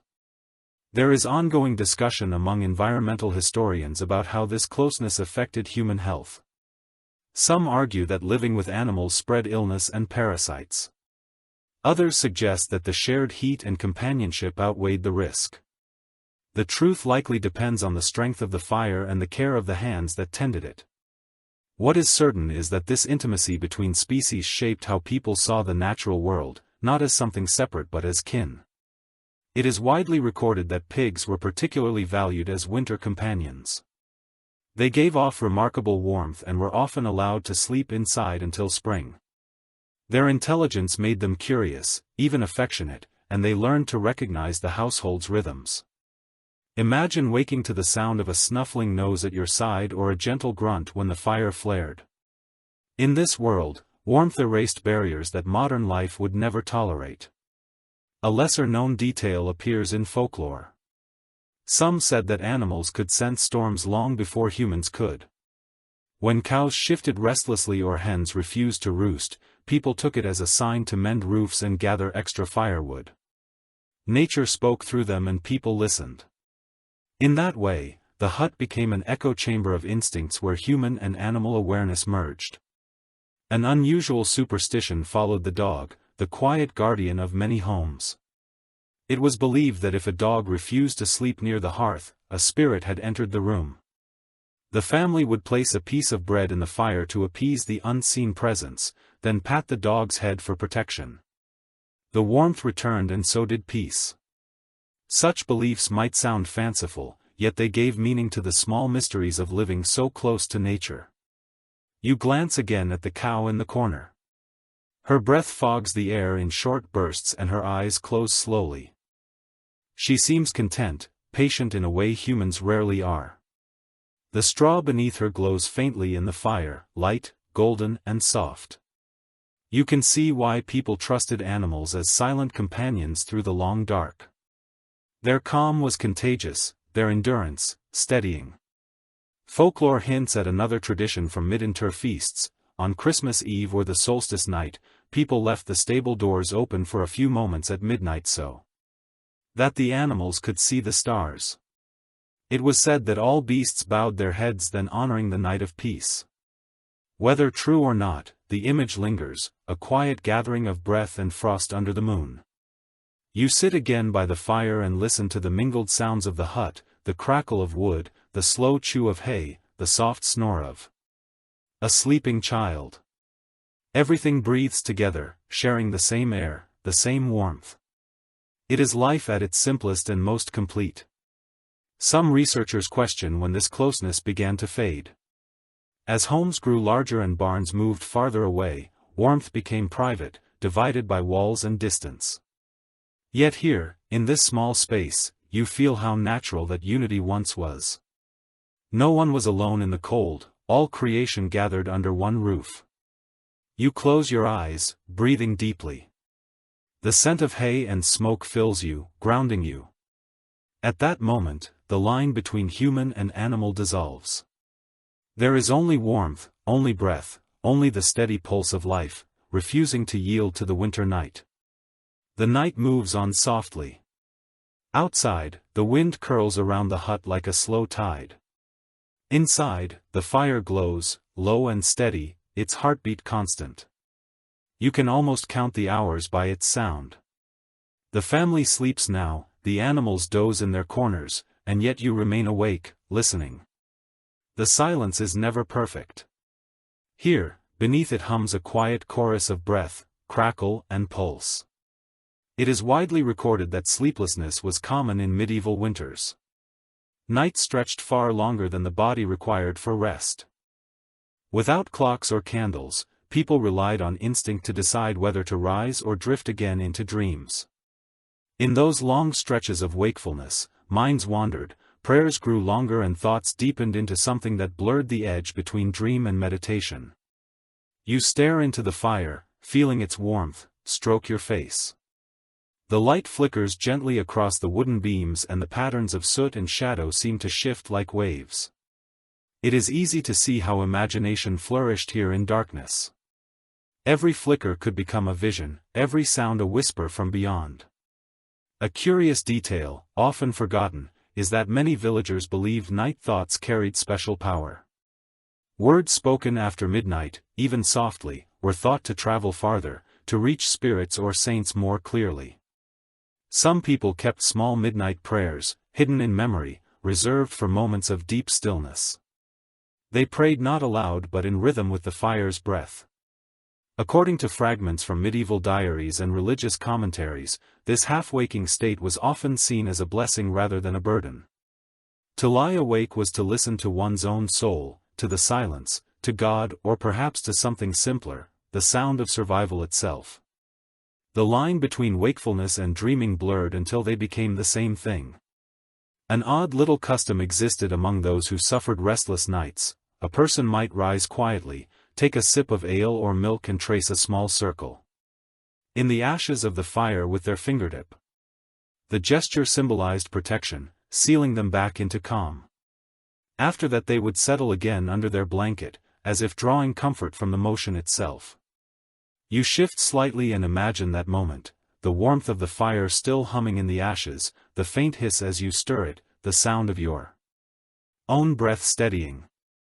Sleep does not return immediately, but the mind grows softer. In this world, patience is the only cure for sleeplessness. There is ongoing discussion among scholars about how medieval people understood dreams and wakefulness. Some writings describe these midnight hours as sacred, a time when the divine world brushed against the mortal one. Others view them as practical pauses, a chance to check on the fire, the animals, or one's thoughts. Perhaps both are true. The spiritual and the ordinary shared the same breath in these small hours. It is widely recorded that during sleepless nights people sometimes spoke to the dead, not in fear but in remembrance. They would whisper names softly into the air, asking for guidance or simply company. In a world where loss was constant, memory itself became a form of presence. The warmth of the fire and the warmth of remembered love were not so different. You close your eyes and listen harder. The wind outside sigh like a slow exhalation. The cow shifts in the corner, hooves tapping gently against the wood. A child coughs once, then settles. The mother murmurs something in her sleep, half prayer, half dream. The fire answers with a low crackle. Every sound blends into the next until silence becomes a song. A lesser-known belief said that those who stayed awake in kindness, watching over the sick, the fire or a child earned what was called the night's blessing. It meant that the quiet hours would remember you, that peace would follow you into waking life. You imagine a monk writing that phrase centuries ago, candlelight shaking as he tried to describe something too gentle for words. An unusual superstition recorded in the Alpine regions told that if a person woke at exactly the same hour 3 nights in a row, it was a sign that someone far away was thinking of them. This idea comforted many who lived apart from loved ones during harsh winters. Wakefulness became connection instead of loneliness, a bridge built of thought rather than touch. You open your eyes again and see that the fire has shrunk to a bed of quiet coals. Each one glows like a small planet pulsing in its orbit. You understand why so many medieval prayers compared the human soul to a cold, dim on the surface but alive within. Sleep in that sense was not escape but renewal, a return to the ember at the center of being. Some researchers question whether people in those centuries feared the night or befriended it. Perhaps both. They feared what lurked beyond the door, yet found peace in the dark's intimacy. The night revealed everything that daylight hid: fragility, wonder, patience, faith. To lie awake, then, was to be part of something larger than exhaustion. You take one more breath of the smoky air, feel the warmth on your hands and listen as the last pieces of wood fall into ash. The fire sighs once content. Sleep finds you easily, this time not as escape but as a continuation of thought. The darkness closes around you like a cloak, soft and familiar, and the hut's breathing becomes your own. In that gentle drift between wakefulness and rest, you understand the secret of their endurance. They did not conquer the night, they simply learned how to live inside it. The cold outside tightens again and frost creeps silently across the edges of the small window. Inside, the fire whispers, alive but tired. The air smells faintly of smoke and wool, and you can sense how the weight of the long season presses on everything. The family sleeps, yet even in slumber there is a tension in the hut, a quiet endurance that runs deeper than words. It is widely recorded that the last stretch of winter was always the hardest. By February, the stores grew thin, the woodpile low and tempers shorter. The body craved sunlight, the eyes acid for green. Hunger was not yet starvation, but hovered close enough to shadow every meal. Yet this was also when communities leaned most closely together, sharing what remained in gestures of generosity that were as vital as bread. You picture the family sitting by the fire on a day like this, counting what is left: a few dried apples, a small piece of salted meat, a handful of oats, each portion measured with care. They have done this every winter of their lives, learning that patience can stretch a single loaf across a week if it must. A curious detail, often overlooked, is that hunger in these months changed how people thought and prayed. Fasting was not a spiritual luxury, it was a daily reality. Church calendars spoke of abstinence as devotion, but the villagers already lived it. They prayed not to show faith but to keep hope alive when bellies were empty. According to old letters and household records, the ingenuity of the poor showed itself most clearly in late winter. Families mixed ground bark into flour, boiled nettles and roots, brewed thin broth from bones already used twice. These meals may sound meager, but each one was made with care, seasoned with whatever spice or salt they had hidden away. Hunger was met not with despair but with quiet invention. An odd little custom persisted in many regions. When the first sign of thaw appeared, families placed a small bowl of their last grain outside for the birds. It was a way of bargaining with the season, an offering that said, "We trust that spring will return." Sometimes they called it feeding the hope. The sight of sparrows pecking at the gift reminded them that life still stirred beyond the snow. You can almost hear that sound now, the faint flutter of wings outside, the quick chirp of birds testing the air. The wind is softer than before, no longer a howl but a sigh. It carries the faint smell of soaring earth, of promises, still fragile but near. There is ongoing discussion among historians about how communities balanced faith and famine. Some argue that religion was the only structure holding people together through those endless nights. Others insist that cooperation mattered more than prayer. Yet perhaps the two were inseparable. To share bread was to practice belief. To light a neighbor's fire was to offer grace. It is widely recorded that in hard winters people borrowed warmth as often as food. A neighbor might sleep near another family's hearth for a few nights when their own firewood ran out. There were no formal rules for such kindness, only quiet understanding. Survival belonged to everyone, or to no one at all. A lesser-known story appears in an Old English manuscript. It tells of a widow who kept her hearth burning even when her cupboard was empty. When asked how, she said that people kept bringing her wood because they could not bear to see her chimney without smoke. Her fire became a kind of light for the entire village, a symbol that warmth could outlast scarcity. You sit closer to the flames, imagining how many unseen acts of care once took place in rooms like this. Someone shared a bit of salt, another gave a worn blanket, a child carried a spark across the snow to a neighbor's hearth. The smallest gestures became victories, and each one helped pull winter one step closer to its end. Folklore hints at another belief tied to these late months: if a person smiled while cutting the last piece of bread, it was said that spring would arrive sooner. The logic was not magical but emotional. To face the season's end with gratitude was to remind the heart that hunger was only temporary. Even when the cupboard echoed, people still found reason to give thanks. An unusual superstition found in rural France told that spilling grain in winter was unlucky because every seed was a future meal. If it happened by accident, one had to gather the kernels and kiss them before returning them to the pot. That small reverence for food carried both necessity and poetry. Every crumb mattered, every gesture acknowledged the fragility of life. You watched the fire slowly rebuild itself. As the father stirs the coals, the family begins to wake, faces still drawn but calm. The mother hands each child a small piece of dried fruit, saving the rest for later. No one complains. They have learned the rhythm of waiting, the patience that only cold can teach. Some researchers question whether such scarcity hardened people or deepened their empathy. The records suggest both. Those who survived long winters together formed bonds that lasted a lifetime. They had looked into the same darkness and shared the same flicker of light. The hut grows quieter again as morning approaches. The fire hums softly, its glow steady and sure. Outside, the wind pauses as though the world itself is holding its breath. You can feel that something has shifted. The cold is still here, but it no longer feels endless. The air carries a promise hidden inside it, like a seed sleeping under frost. You close your eyes and picture that promise, faint but strong. Spring is not yet visible, but it exists.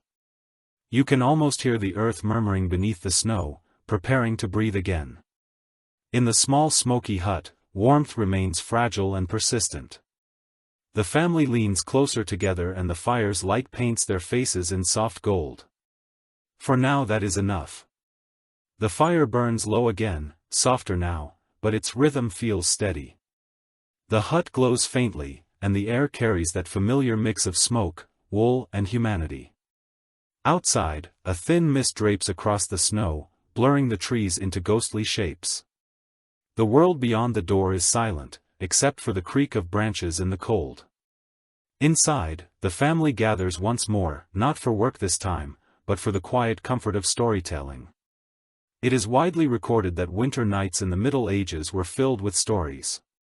When work was impossible and travel too dangerous, the spoken word became the warmth of the mind. Tales were shared beside the hearth like food, passed from elder to child, from wanderer to villager. The stories carried lessons, humor and sometimes warnings. They were the soft lamps of memory that burned through the darkness. You can see it now, the family sitting close, their faces lit by the trembling fire light. The father begins to speak, his voice low and slow. Each word rolls through the smoke like a piece of music, simple but steady. The children listen, eyes wide, their hands still. The mother smiles faintly, her gaze fixed on the flame. This is how time passes when the world sleeps under ice. A curious detail often forgotten is that storytelling was not only entertainment but a way to teach survival. Many winter tales hid small lessons within them. A fable about a clever fox reminded listeners to think quickly when faced with danger. A story of a lost traveler taught them to stay near light and warmth. Even the silliest stories carried a thread of wisdom that stitched generations together. According to old manuscripts and fragments of oral poetry, these stories varied by region but shared a heartbeat. Every village had its own trickster, its own ghost, its own hero who defied the cold. The details changed, but the rhythm stayed. The act of telling, the cadence of voice, the slow rise and fall of breath. These were universal. An odd little custom surrounded the telling of ghost stories. It was said that if you told one too late into the night, you must end with a prayer or a joke to keep spirits from entering the hut. Many storytellers added a quick line of humor or thanks at the end, just to break the spell of the tale. Fear was allowed to visit, but never to stay. You imagine the father finishing a story about a wandering monk who tricked the frost into melting. His last words hang in the air and the children laugh softly. The mother shakes her head, pretending to scold but smiling all the same. Then quiet returns. The only sound is the soft pop of wood, the slow hum of the fire, the creak of the hut settling deeper into night. There is ongoing discussion among folklorists about how oral stories changed through repetition. Some say that memory acted like a living editor, polishing tales as they passed from voice to voice. Others argue that each telling was unique, shaped by the mood of the night, the smell of the fire and the weight of hunger or joy. What is certain is that no two winters ever held the same story. In quite the same way, it is widely recorded that during harsh winters, stories served as both escape and prayer. The supernatural often appeared not as threat but as comfort. Ghosts of ancestors were said to visit, quietly listening beside the hearth. People believed that telling stories of the dead helped keep their souls warm.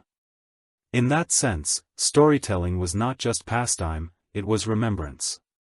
A lesser-known practice existed in the Highlands. Families would leave an empty stool near the fire for unseen guests during long nights. It was called the seat of memory. No one sat on it, no one touched it, but its presence made the room feel fuller, safer. You can imagine how comforting it was to glance at that space and feel less alone. An unusual superstition told that if the fire crackled during a story, it meant the tale pleased the spirits. Listeners would nod and murmur thanks to the flame before continuing. If the fire sputtered or hissed, the storyteller would pause, sip ale and change the subject. The fire was the silent judge of every performance. You close your eyes and listen to the imagined voice of the father continuing his story. His tone rises and falls like a lullaby. The flickering light makes his shadow dance across the wall. Tall and thin, the children lean against one another, half asleep but unwilling to miss a word. The mother's hands move gently through her daughter's hair. Each word drifts upward into the dark, mingling with the smoke and disappearing into the rafters like incense. Some researchers question whether storytelling truly eased hardship or simply filled silence. Perhaps both are true. To speak is to defy despair, to turn emptiness into sound. In this hut, that defiance feels gentle, not loud. Each story is a flame, flickering but persistent, lighting another small space inside the mind. Folklore hints at one final winter ritual. On the last night of the season, families told their oldest story, the one they had carried longest. It might have been about a saint, a lost traveler or an ancestor's kindness. When it ended, the storyteller would let the fire burn low, watching the last spark fade while everyone remained silent. The story, like the season, was allowed to rest. You open your eyes again. The fire has dimmed to red coals. The room glows faintly, shadows stretching and swaying. The family is asleep, their faces peaceful, their breath soft. Even the animals are still. You can almost feel the echo of the story lingering in the air, a thread of warmth too light to see but impossible to forget.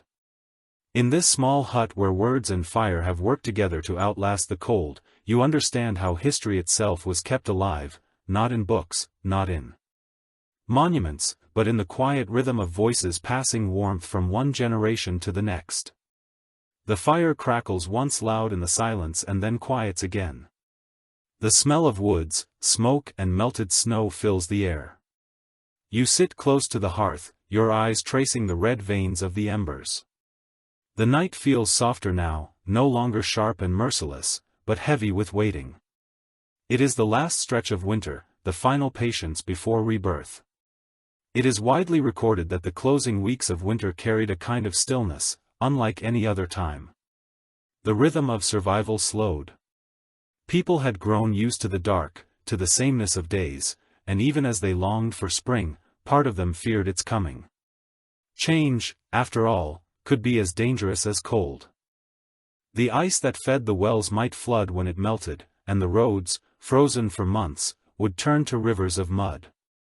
You can sense that mood in the room. The family is quieter now. The children sleep more soundly.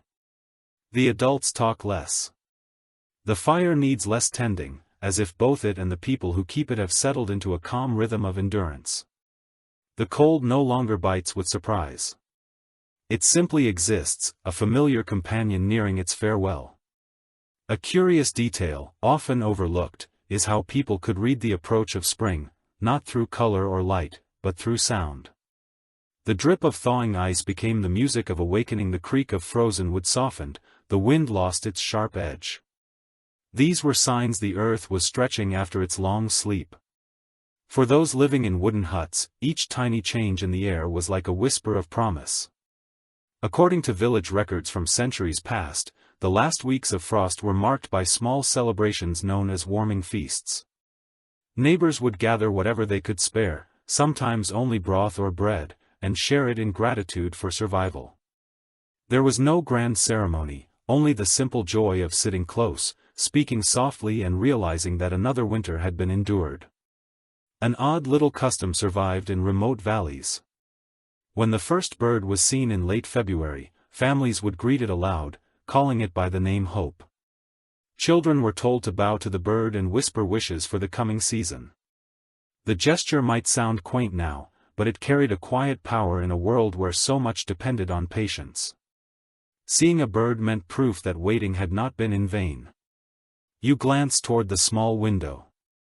The frost there is melting drop by drop. The glass gleams faintly in the fire light, each drop reflecting a tiny flame. You can almost imagine hearing the world outside preparing to move again, the snow sighing, the trees murmuring beneath their frozen bark. There is ongoing discussion among cultural historians about whether people of the Middle Ages experienced the change of seasons as renewal or simply repetition.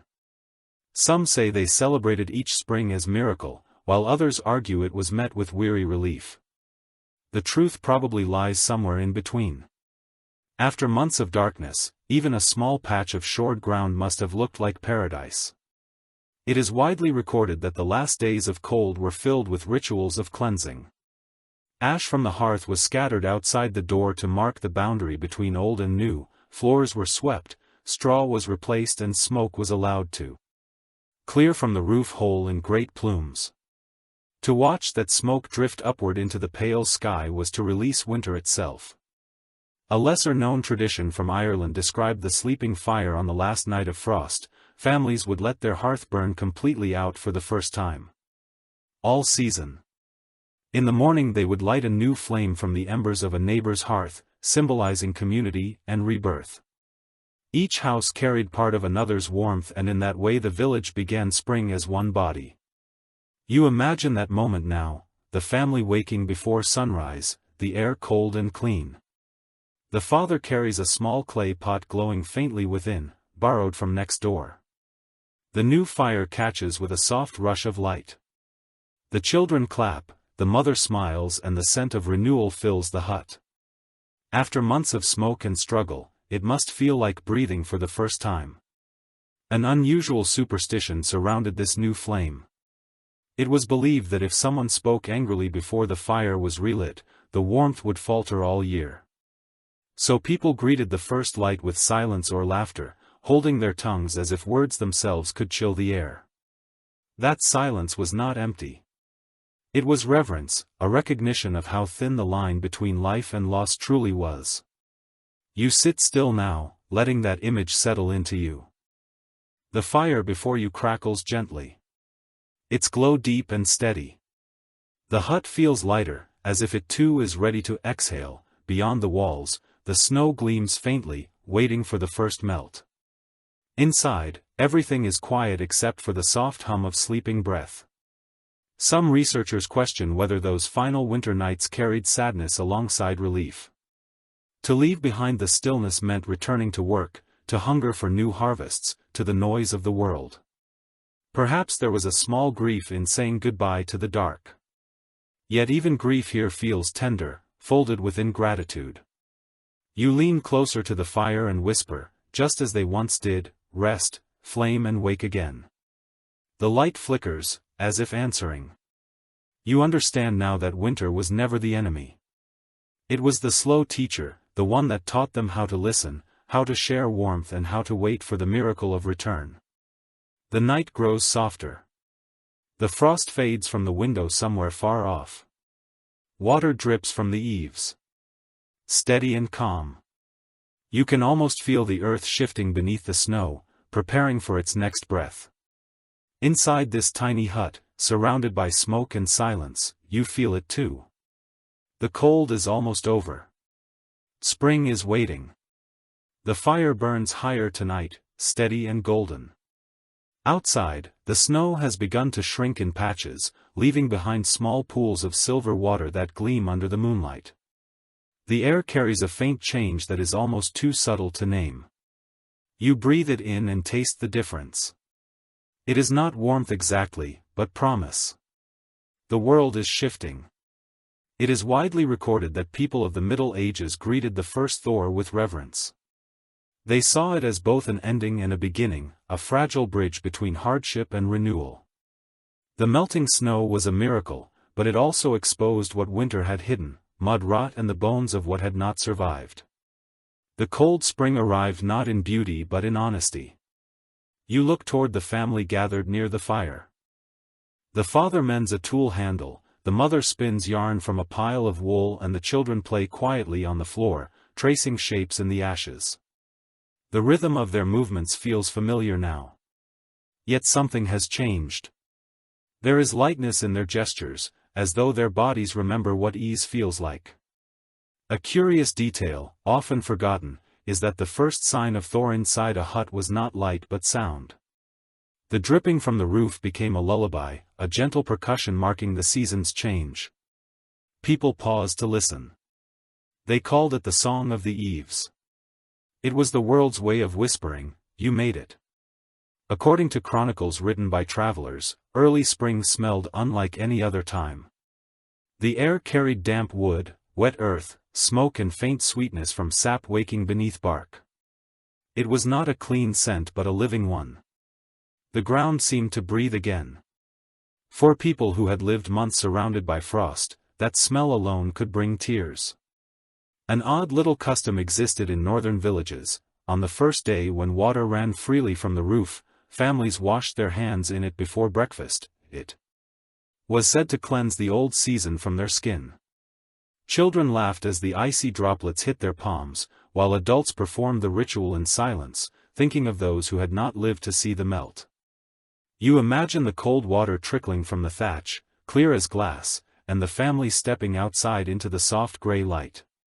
The father tilts his head back, letting the water touch his face.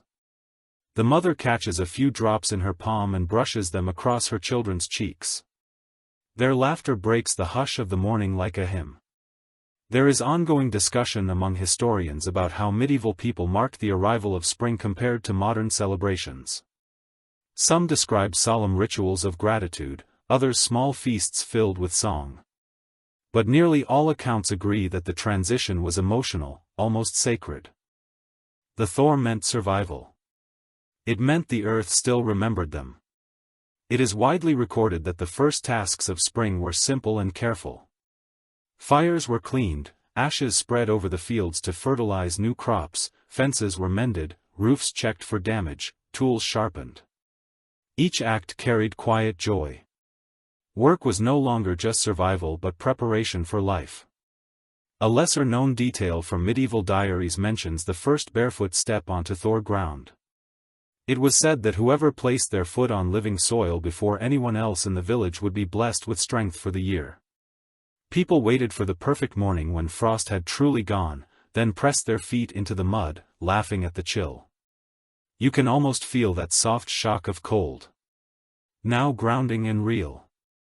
An unusual superstition spoke of the spring fire. On the night before planting, villagers carried embers from their hearths into the fields, waving them gently over the soil to bless it. The glowing arcs of light dotted the dark hillsides like moving stars. The act joined home and earth, reminding all that warmth belonged to both. You return to the hut in your mind. The family has begun to tidy the space, sweeping the floor, shaking out blankets, opening the door to the crisp air. Light pours in where darkness had ruled for months. The air feels larger, fresher, alive. The cow shifts in her corner, stamping her hooves impatiently for pasture. Even the dog lifts its head, sniffing the breeze with new interest. Some researchers question whether this joy was pure or cautious. After all, famine still loomed before the first harvest. But even fragile hope is powerful. People learn to celebrate what existed instead of what was missing. Each drop of melting snow was a small triumph, each breath of warm air a hymn. You watch the fire's reflection on the floorboards flickering across damp spots where melted frost has dripped from the roof. The family sits together, their faces bright in the changing light. The father speaks quietly, perhaps about planting or rebuilding. The children listen, their eyes full of a future that suddenly feels possible.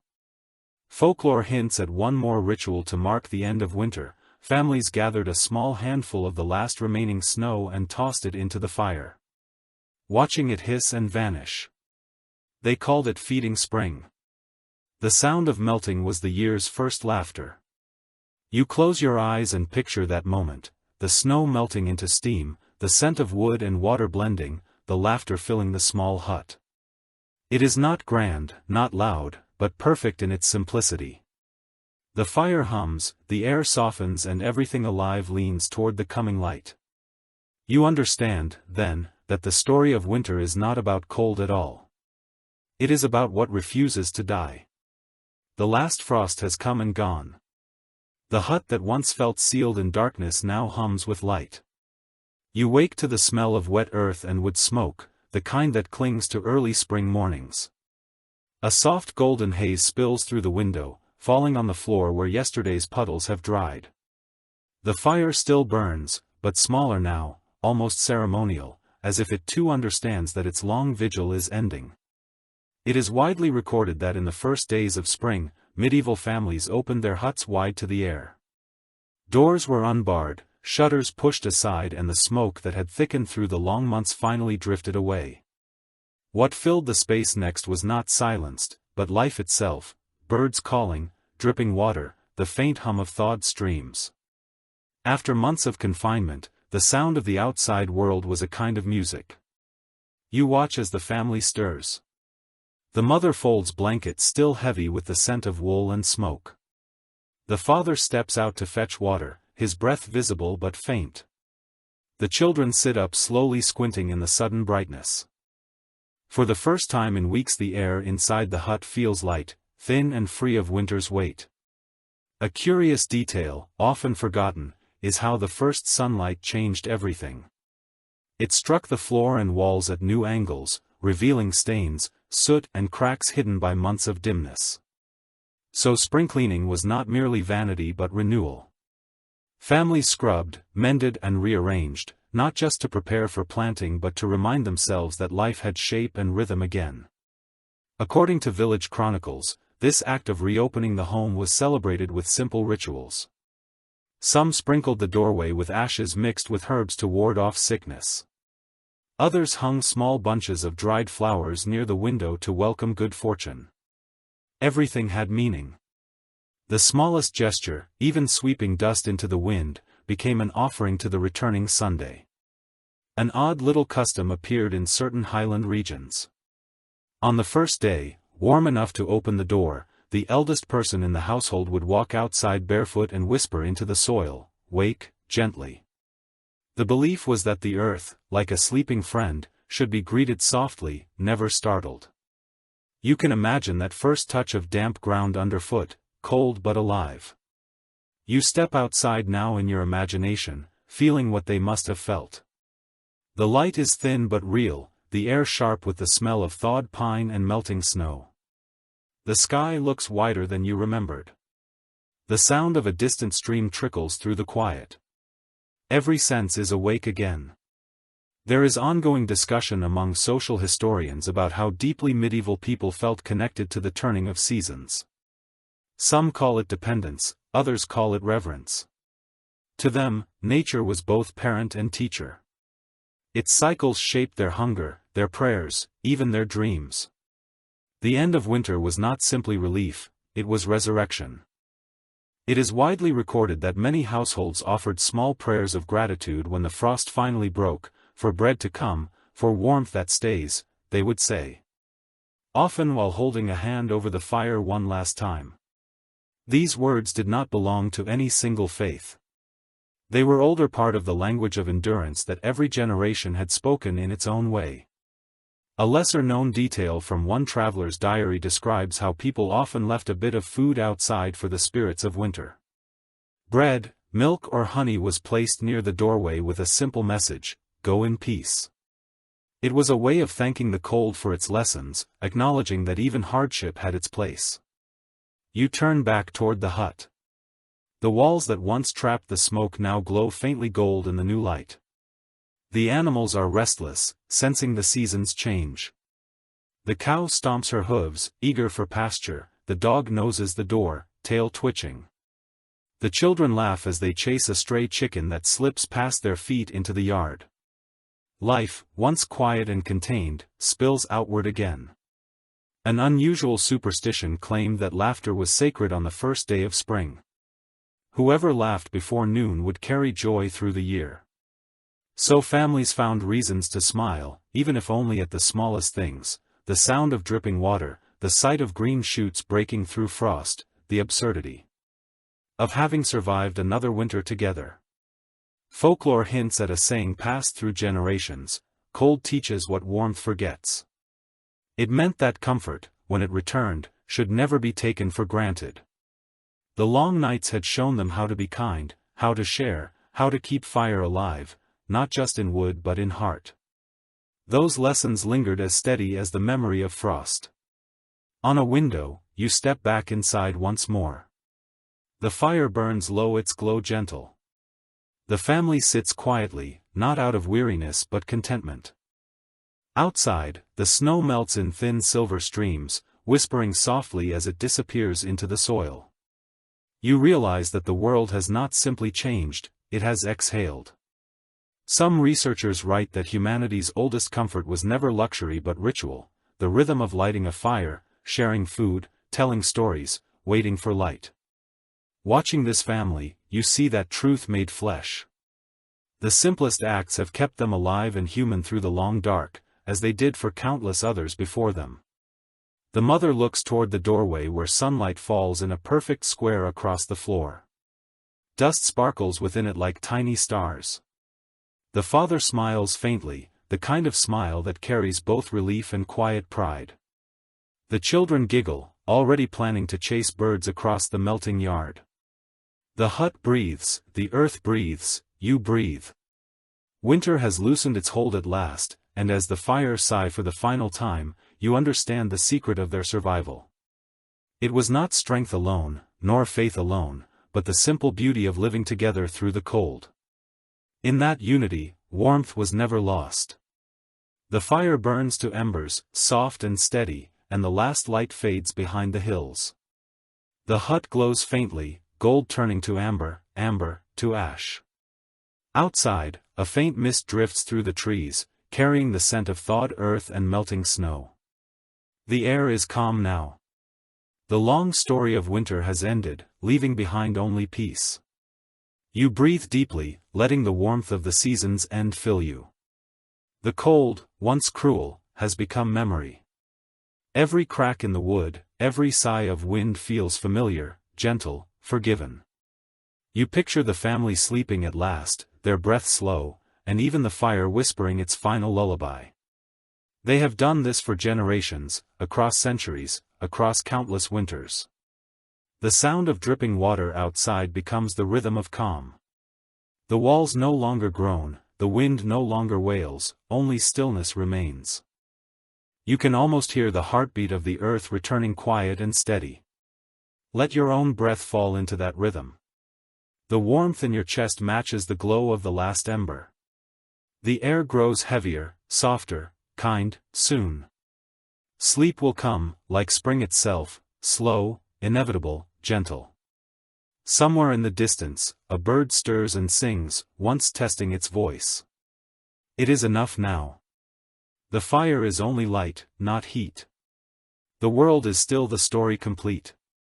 You have walked through the frost, the hunger, the laughter, the dreams. You have felt the dark and the dawn. The hut sleeps, the earth waits. You close your eyes and drift, warm, safe, timeless, sweet dreams.